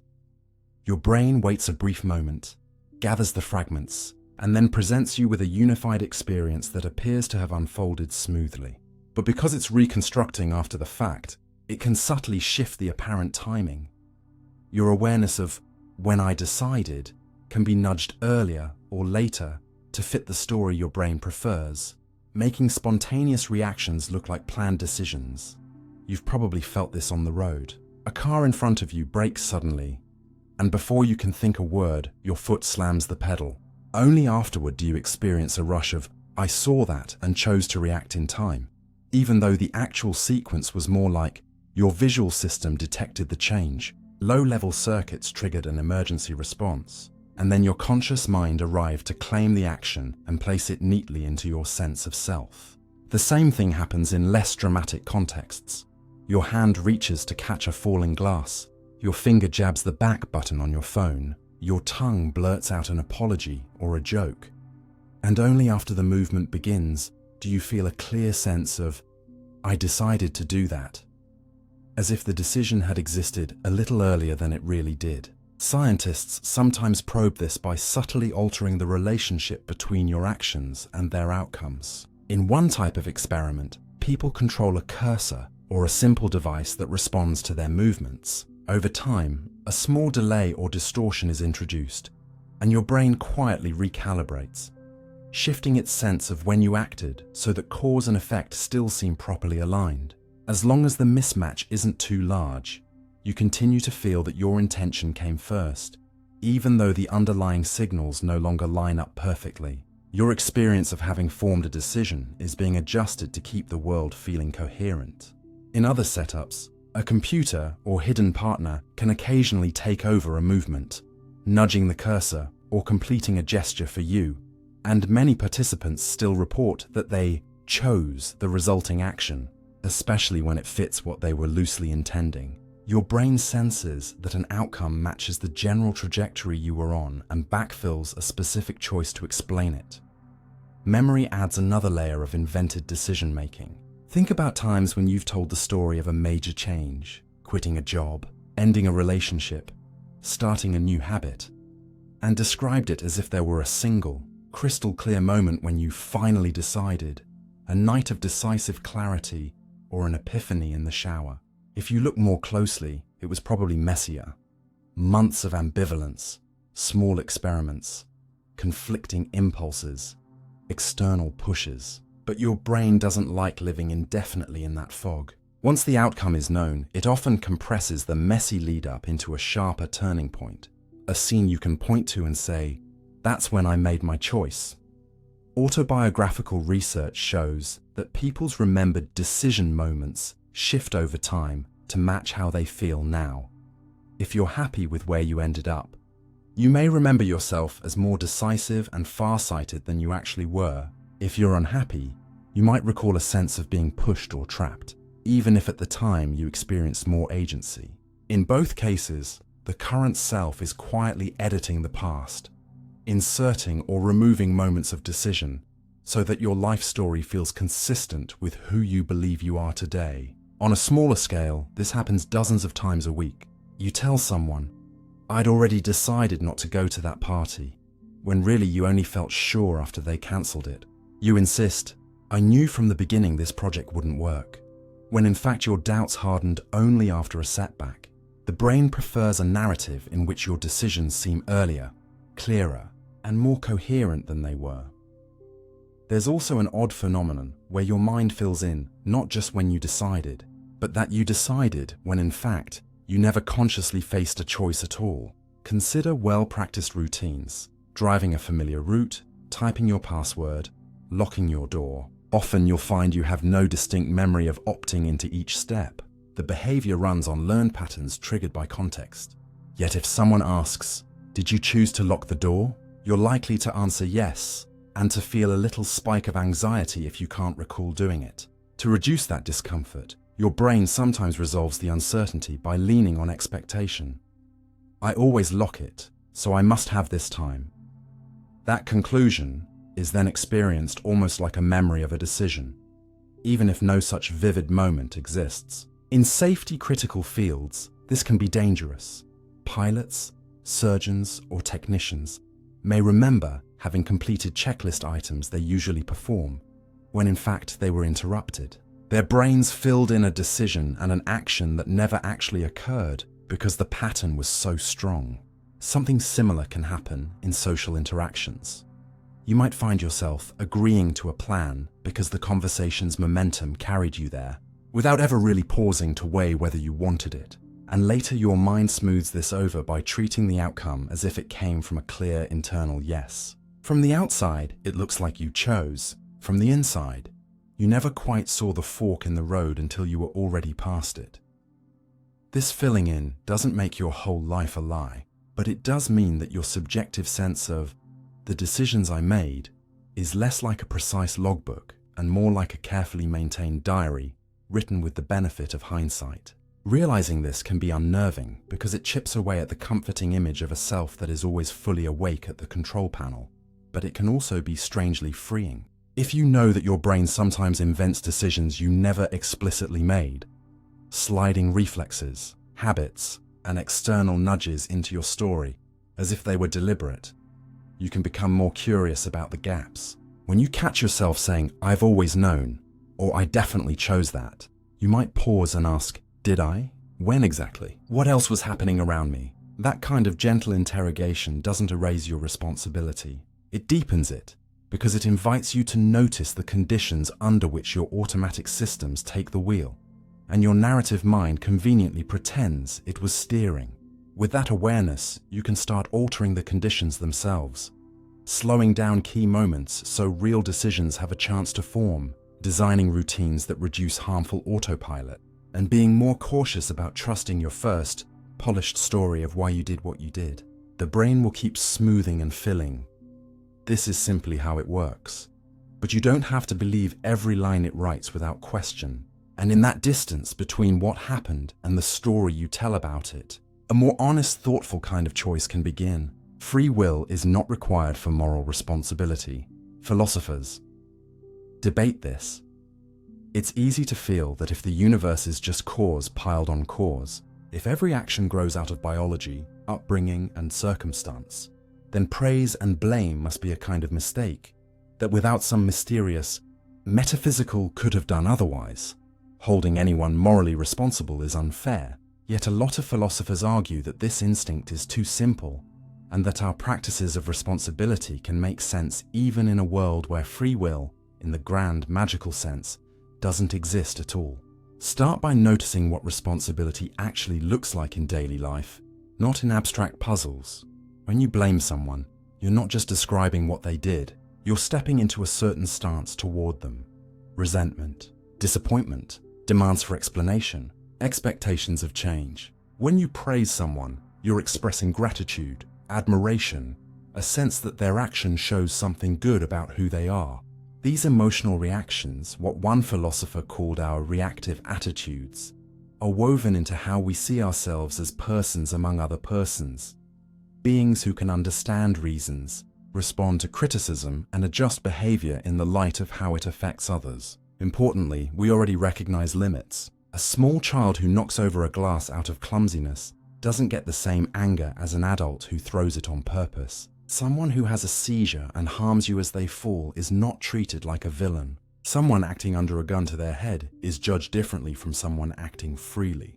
In other words, responsibility as we actually use it is less about metaphysical freedom and more about capacities.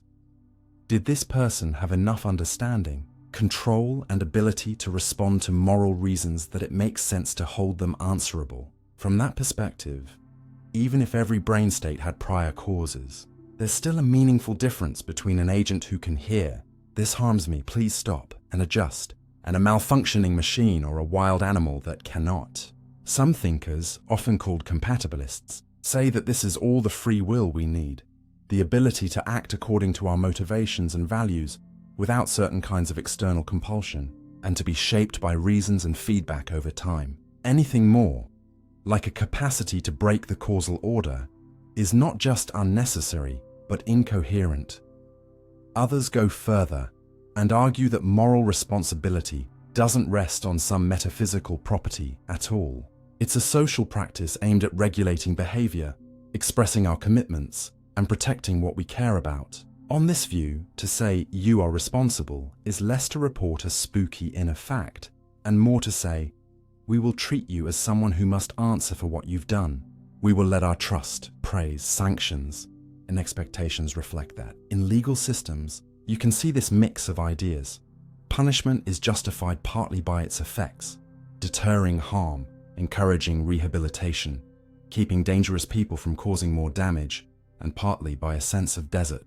The intuition that someone who knowingly harms others earns certain responses. Even if it turned out that their temperament and choices were entirely shaped by genetics and history, many would still feel it matters how they respond when confronted, whether they can understand the wrongness and commit to change. There are also philosophers, often called hard determinists or skeptics, who accept that our deeper kind of "could have done otherwise" is illusion, and conclude that the usual notion of moral responsibility, especially the idea that people deserve suffering, is unjustified.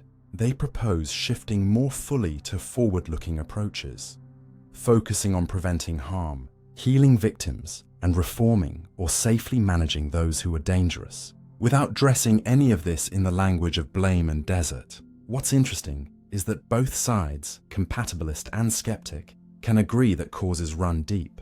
Where they differ is in whether our practices of holding each other answerable can be reshaped in a way that remains recognizable. Some compatibilists argue that abandoning responsibility entirely would hollow out our relationships, because so much of love and respect involves seeing the other as someone whose choices matter and whose apologies and gratitude can be sincere. Skeptics reply that we can keep care boundaries and honest feedback while letting go of the urge to see people as ultimately self-caused. For you, the practical question isn't which camp wins a theoretical debate, but what changes, or doesn't, if you really absorb the idea that no one, including you, stands outside causality. One possibility is cynicism. If everything is caused, nothing matters. But notice how quickly reality pushes back. Even if your tendencies were shaped by things you didn't choose, your reactions today still influence what happens next.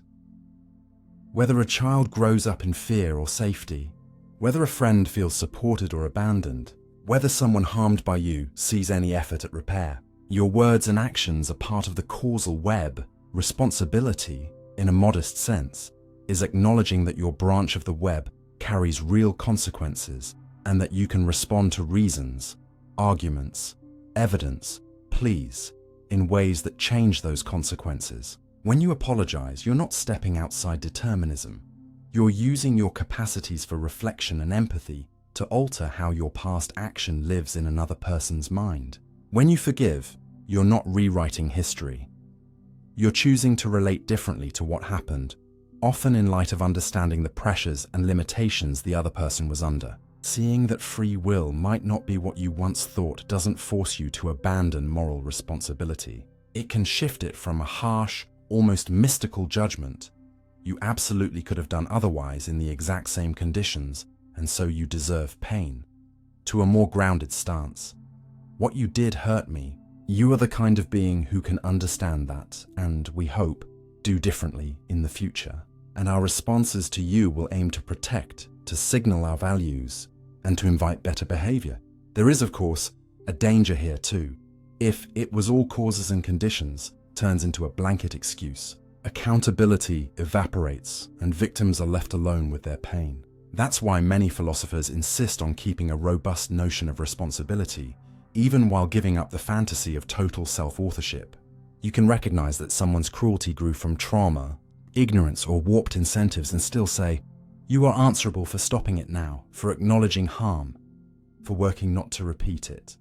You can apply the same standard inward. Understanding the forces that made you who you are is not a free pass, but a tool for changing what can be changed. In the end, the debate over whether free will is necessary for moral responsibility invites you into a deeper honesty about how limited each person's control really is, about how much our systems and cultures set people up to fail or succeed, and about how we might design responses, legal, interpersonal, personal, that are less about satisfying a thirst for pure blame and more about shaping a world in which fewer harms happen and more repair is possible. Whether you end up thinking of yourself as a compatibilist, a skeptic, or something in between, you're left with a question that isn't metaphysical but practical and quietly profound. Given that no one chose their starting point, what does it mean to hold each other responsible in a way that is both honest about our constraints and serious about our power to do better from here? You blame others more than you blame yourself, even for similar acts. Notice what your mind does on the day you make a mistake and on the day someone else makes the same one. When you're the one who snaps at a friend, shows up late, or misses a deadline, you can instantly see the crowded bus, the bad sleep, the background stress, the 100 tiny pressures that pushed you there. But when they do it to you, all those invisible details fall away, and what's left is a simple, sharp story. They're careless. They don't respect me. They're selfish. Psychologists have a name for this tilt in judgment. When you watch other people, you're drawn to explain their behavior by their character. But when you look at yourself, you lean on circumstances. And the same act can be weighed completely differently, depending on who's in the center of the frame. In classic experiments, participants read about someone who cuts in line, fails an exam, or bumps another car. When they think of the stranger, they talk about attitude and personality, rudeness, laziness, incompetence. But when asked to imagine themselves in the same scenario, they mention traffic, noisy neighbors, distracting emergencies. Your brain has access to the backstage of your own life, your intentions, your doubts, your efforts to do better.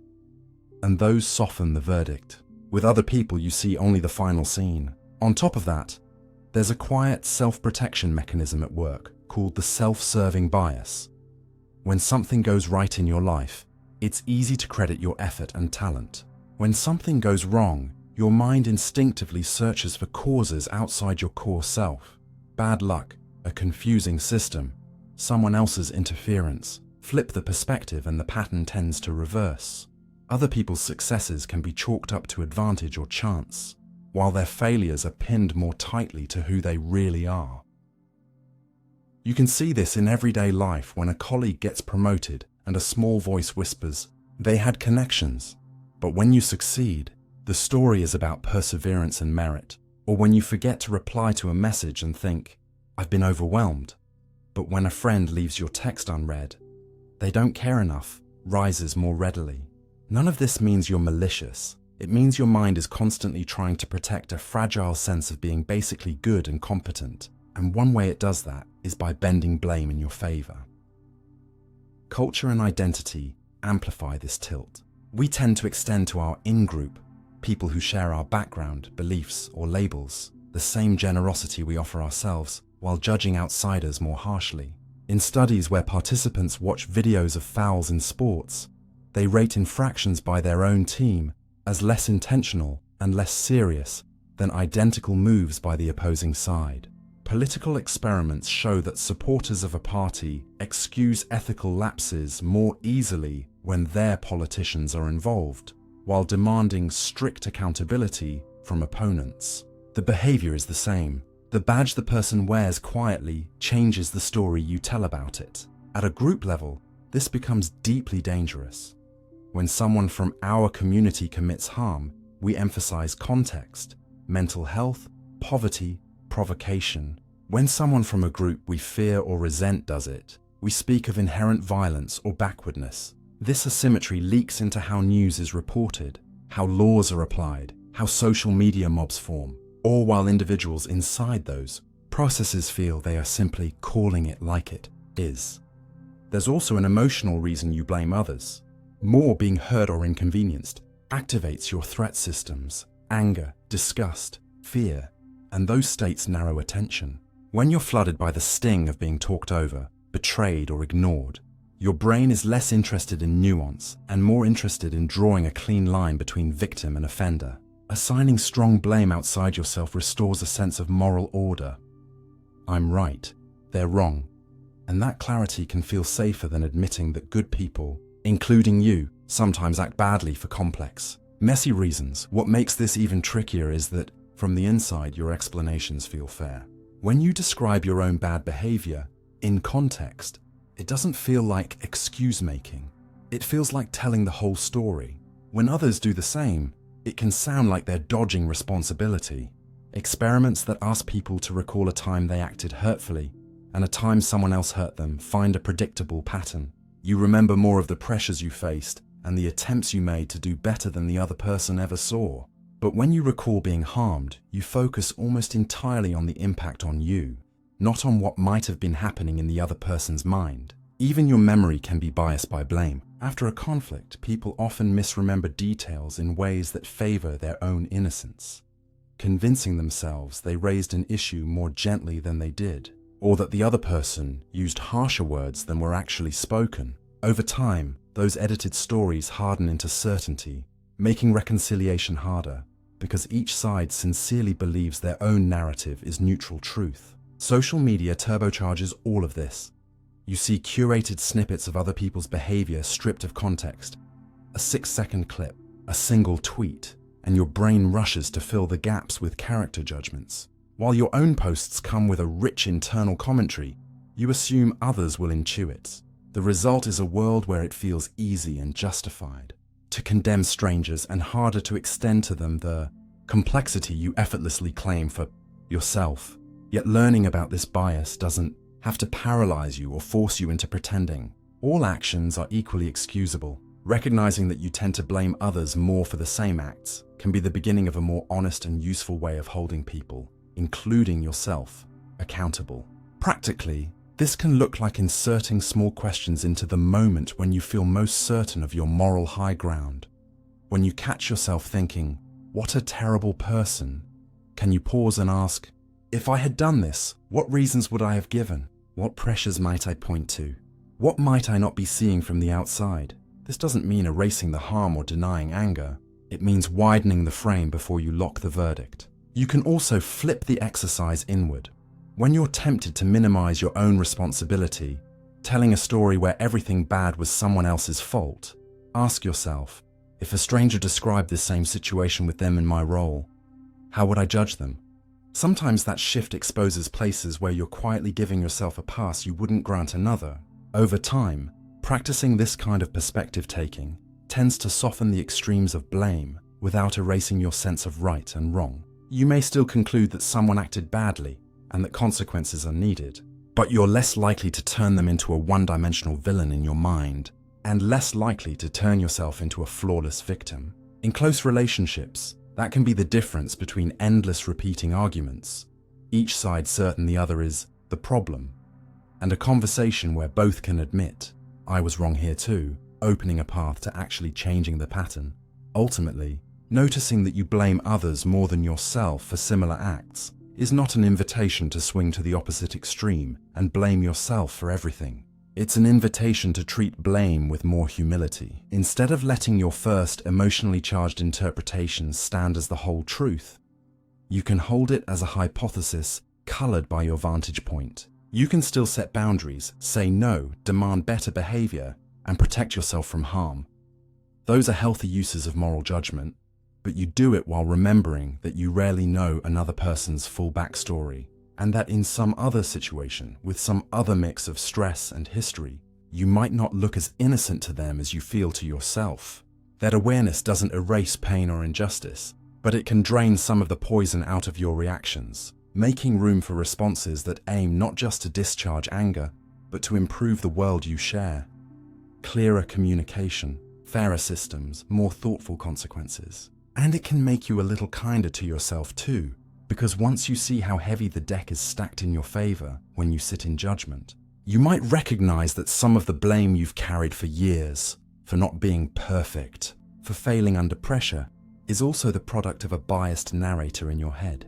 To see the bias is not to abandon responsibility, it's to step a bit closer to the truth that we are all, at different times, both the ones judging and the ones being judged, both the person who should have known better and the person doing the best they could with what they had. And our moral vision is always sharpest when we remember that. Even spontaneity can be predicted with enough data.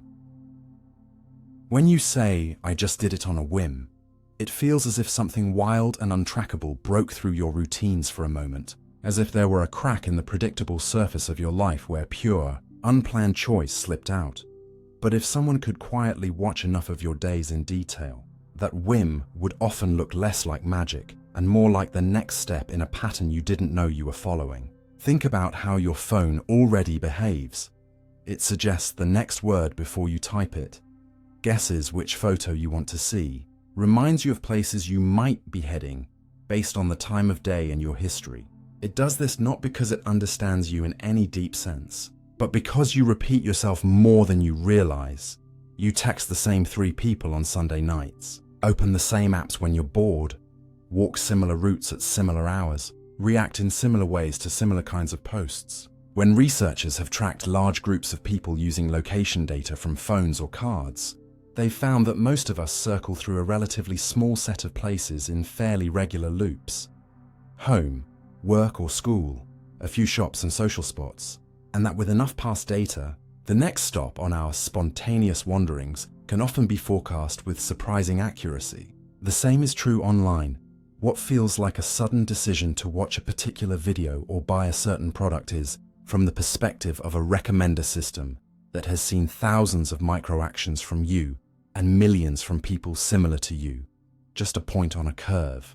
Given your age, sleep patterns, past clicks, the time, your recent searches, the kinds of content that people near you are currently engaging with, it can assign probabilities to what you will decide to do next, and it's often enough to make money from those guesses. Even outside the digital sphere, prediction sneaks in. Marketers know that when you buy certain combinations of items, say, specific foods, cleaning products, or books, it signals life changes like a new baby, a move or a health scare, and those in turn shift what you're likely to want out of nowhere in a few weeks. Employers know that certain patterns of lateness, email response times, and mood indicators precede burnout or job searching. Your friends may jokingly predict how you'll react to a story, and they're rarely startled when your spontaneous response matches their expectations. All of this points toward a simple but unsettling reality. What you experience internally as bursts of randomness are often just the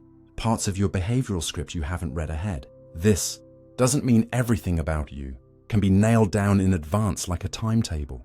There is still noise, real surprise, and genuine novelty in life. But the amount of apparent spontaneity that turns out to be compressible into patterns grows as the observer's dataset grows. Imagine a stranger sees you once choosing ice cream, Your flavor pick might seem whimsical. See you 10 times, and they might notice a tilt toward a certain taste. Watch you for years, factoring in your mood, the weather, who you're with, and what's been happening in your life.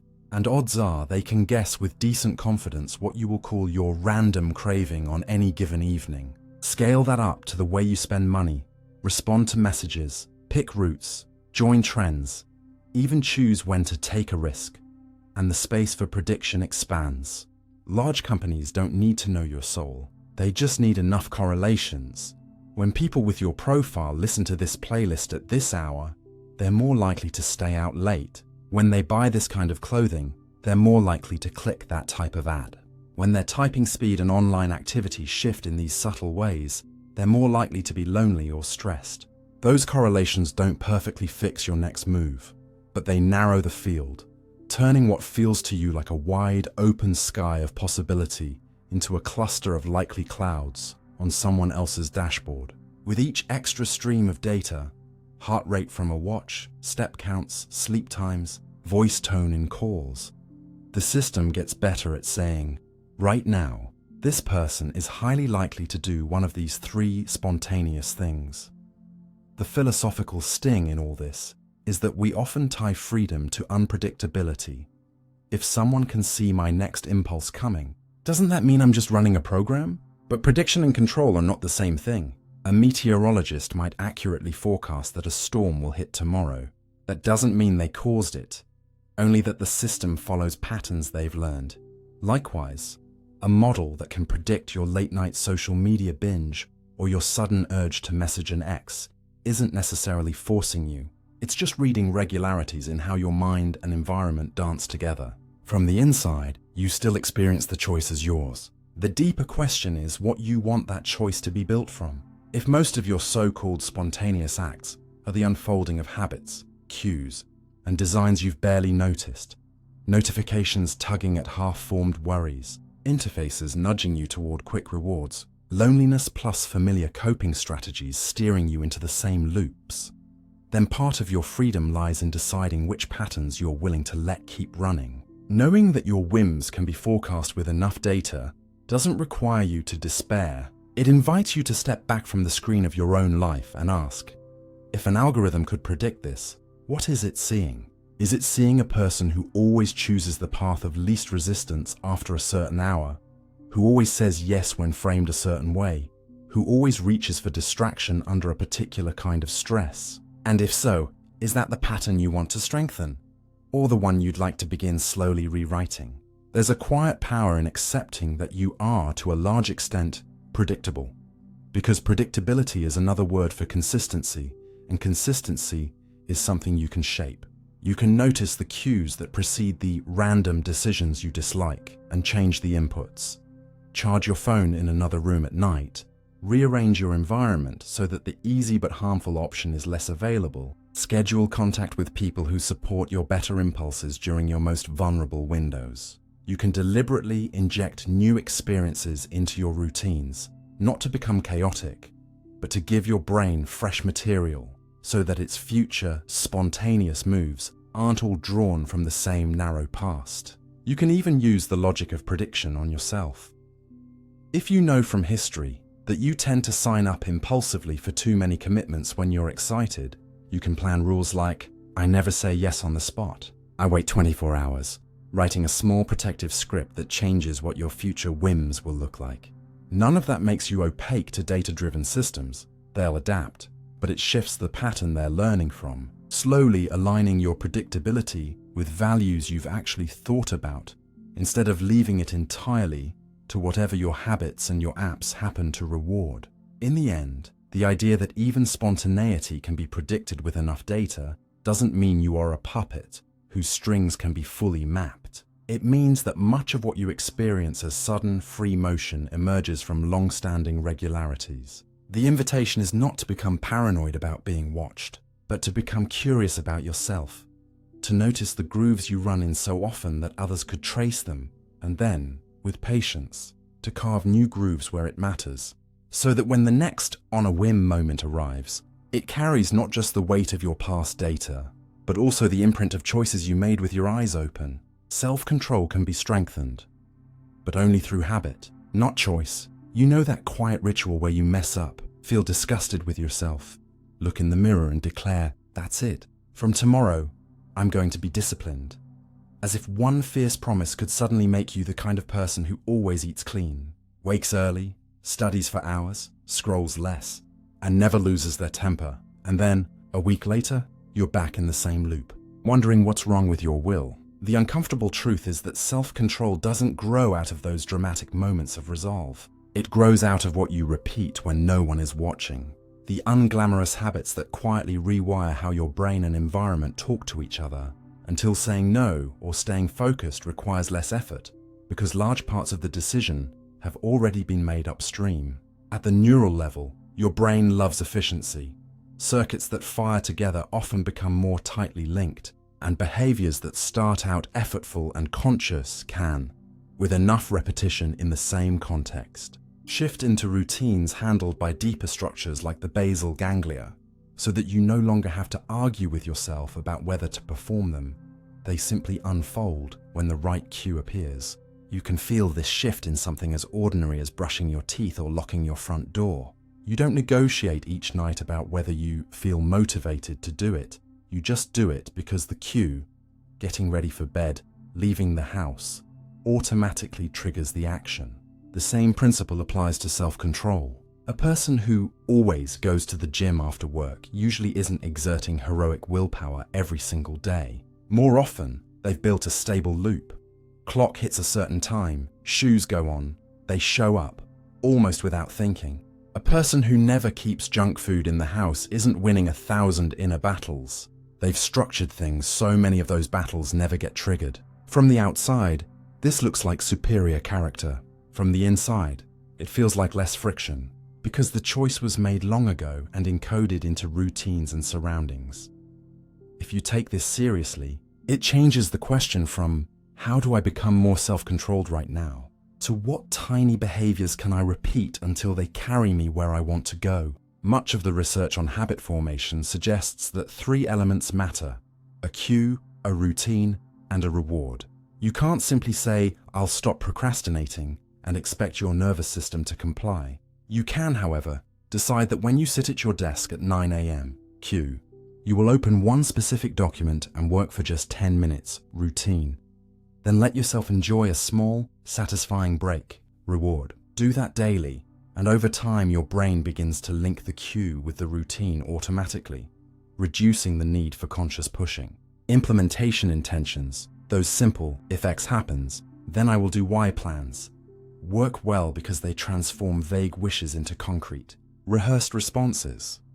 If I feel the urge to check my phone while studying, then I'll put it in another room for 15 minutes. If I get home tired and want to order fast food, then I'll heat the pre-cooked meal I left in the fridge. Each time you follow the script, you strengthen a tiny bridge between trigger and action. Each time you skip it, you weaken that bridge. There's no magic in it, only accumulation. Importantly, this means that one dramatic failure doesn't define you, but it does signal where your habit scaffolding is weak. Instead of turning that moment into a story about being hopeless, you can turn it into a design problem. What cue could I change?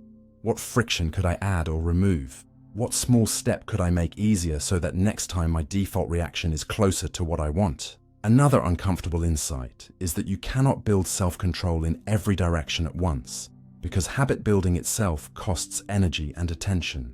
When you try to overhaul your entire life in a single burst, new diet, new schedule, new social circle, new work ethic, you're asking your brain to construct and stabilize dozens of new loops simultaneously, while still handling normal demands, and you burn out. People who genuinely change in deep ways usually do it in narrower bands. They pick 1 or 2 keystone habits and protect them fiercely until those run on rails, then layer new ones on top. Going to bed at a consistent time, doing a brief daily review of your finances, having a weekly check-in with yourself or someone you trust. These routines don't look grand, but they reshape your base conditions, making it easier for other choices to go well. You can think of it like building a path in a forest. Each time you walk the same route, you crush grass and clear branches, making the way smoother and more attractive than the tangle around it. Eventually, When you reach the fork where you used to wander aimlessly, the worn path almost draws your feet without effort. That's what strong self-control feels like from the inside. Less standing in the fork sweating over options, more being carried by trails you laid down weeks and months ago. This habit-based view of self-control also explains why environment is so powerful. Your brain is exquisitely sensitive to cues. The sight of a notification dot, the smell of certain foods, the presence of particular people, the layout of your room, all quietly push certain routines to the front. If a bag of chips is always in your line of sight, you're asking your future self to resist dozens of tiny urges. If you remove it or replace it with something you're happier to eat automatically, you've strengthened self-control, not by making your will tougher, but by making the temptation less frequent and less salient. If your phone lives on your desk while you study, every buzz becomes an invitation to break focus. If your default is airplane mode or another room, your spontaneous decision to keep working is easier because the competing habit, check, scroll, refresh, never gets activated as often. It's tempting to dismiss these tweaks as hacks, as if real self-control should work even in the worst environment. But that's like insisting that real physical strength means carrying a heavy backpack for no reason. The most effective people quietly arrange their surroundings so that the actions they want to repeat are the ones that cost the least conscious effort. Over time, this doesn't just protect you in the moment. It trains your nervous system to expect and crave different things. If your evenings are always filled with screens, a walk will feel like self-denial at first. If walking becomes your default transition after dinner, sitting still might start to feel itchy instead. Perhaps the most radical shift is how this perspective reframes identity. Many of us secretly cling to the idea that there are disciplined types and lazy types, and that we fall into one or the other based on some inner essence or one big decision we failed to make. But if self-control is mostly the cumulative effect of habits, then being a disciplined person is less about what you are inside and more about what you routinely do outside, especially when you're not feeling inspired. That sounds less romantic. There's no single cinematic turning point where everything changes, but it's more hopeful, because it means you don't have to wait for the right mood or a surge of shame to transform yourself. You can start with embarrassingly small commitments. 2 minutes of tidying every morning, 1 page of reading, 1 honest conversation per week where you admit something you'd rather hide. Each one is a vote for a different kind of self, and the more votes you cast in the same direction, the more your automatic behavior will eventually catch up.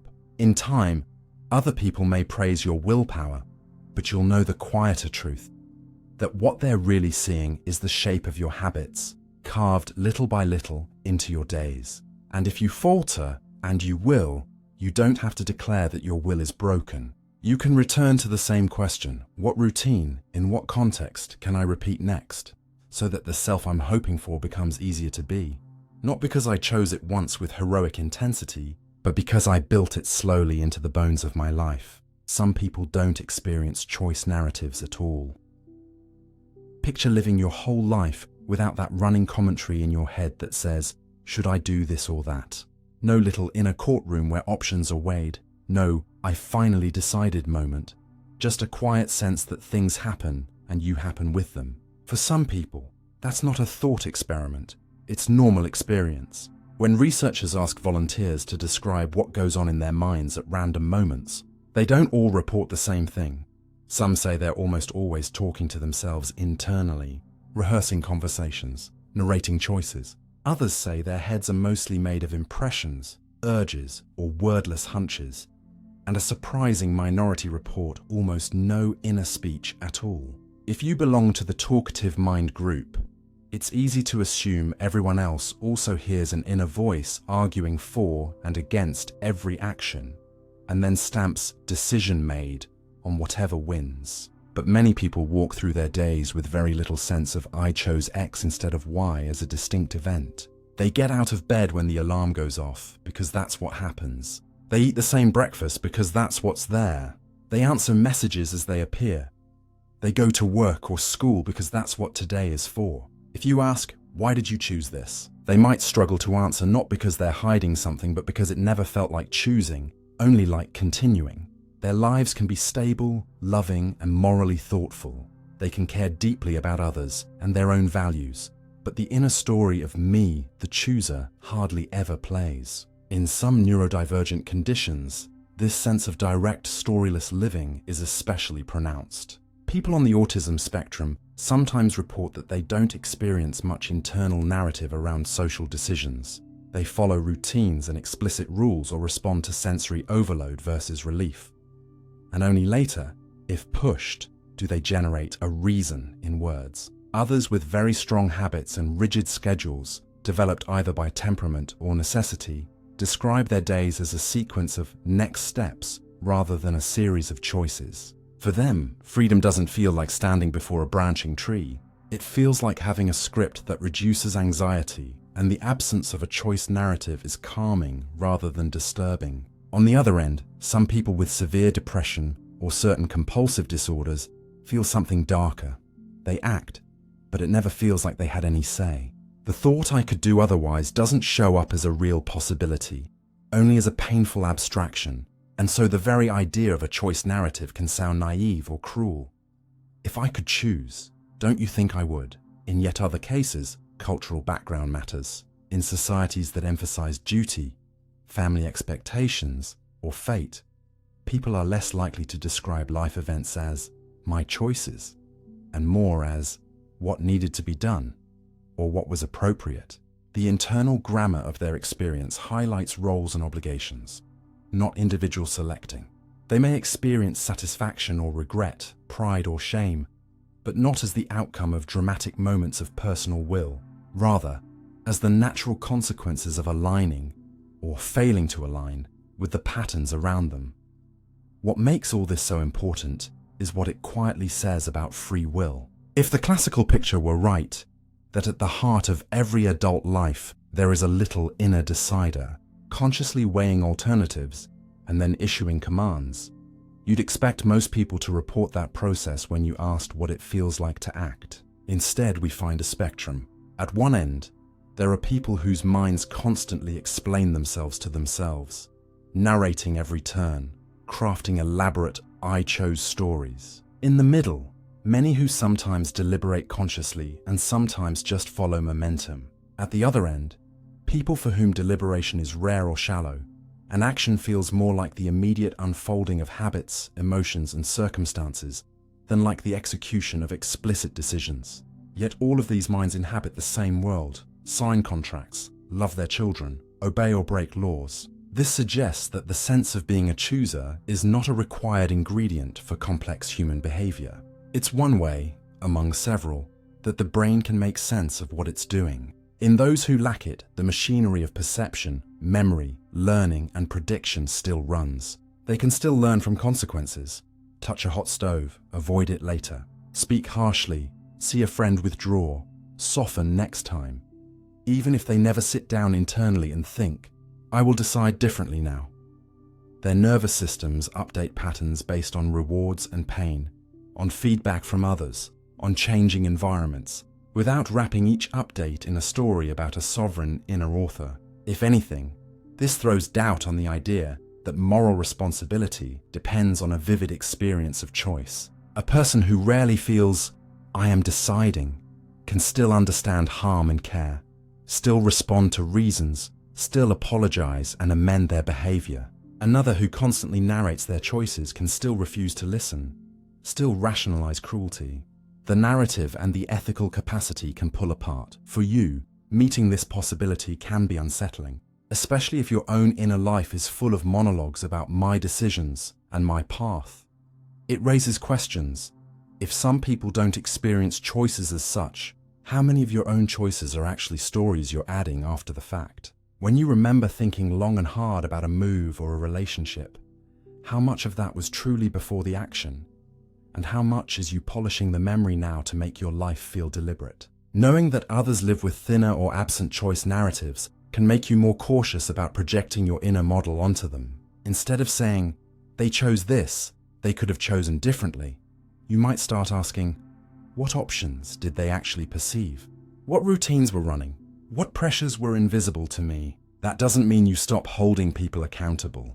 It means you recognize that not everyone navigates by the same inner map, and it might change how you relate to yourself. If your own narrative voice is loud, constantly judging, claiming authorship of everything you do, you might experiment with letting it step back a little, not to deny agency, but to see what happens when you focus less on telling the story of your choice and more on gently adjusting the conditions under which your next action will emerge. You might notice that in your best moments, creative flow, deep conversation, genuine kindness, you don't spend much time thinking, I am now choosing to do this. You simply do it, and the meaning becomes clear afterwards.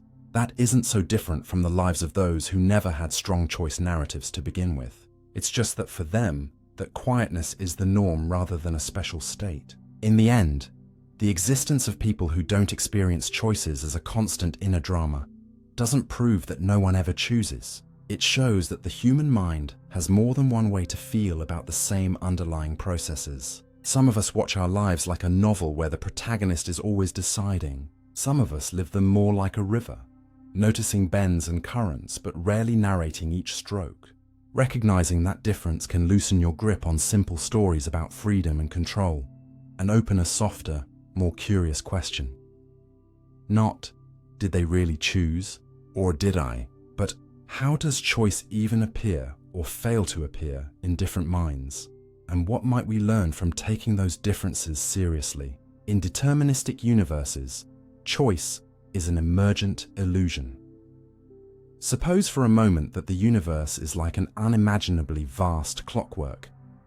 Every particle, every field, every neuron in your head moving according to fixed laws, so that if some impossible intellect knew the exact state of everything at one instant, it could in principle trace out every event that will ever unfold, including you sitting here, listening to this sentence, and the tiny twitch of doubt or resistance you feel when you hear that claim. In a world like that, nothing just happens. Every gesture, thought, and gasp is the downstream result of earlier states, stretching back long before you were born, through your parents' lives, through the formation of the planet and the stars. At the microscopic level, there are no gaps where a mysterious choice force can slip in and redirect a neuron against the laws that govern it.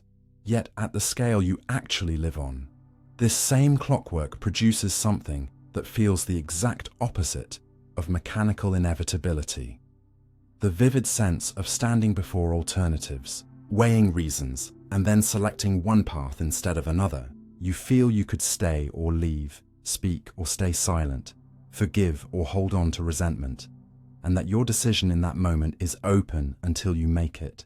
The puzzle is how both stories can be true, how a universe that, from the outside, might be describable as one long, lawful unfolding can, from the inside, give rise to an experience of choice that feels so immediate, so central, so morally charged. One way philosophers and cognitive scientists reconcile this is by treating choice as an emergent pattern, like the way traffic jam, or hurricane, or flocking birds are real phenomena that don't exist at the level of individual molecules or animals, but only when many parts interact in a particular way. Nothing in a single droplet of water is wet. Wetness appears when enough droplets move and cling together. In the same way, nothing in a single synapse is a decision. But when billions of them interact in a brain shaped by genes and experience, you get a system that can represent options, simulate consequences, feel conflict, and settle into one course of action. Seen from above, the pattern that brain follows is entirely determined by its prior state plus its inputs. But seen from within, that deterministic settling is experienced as me choosing.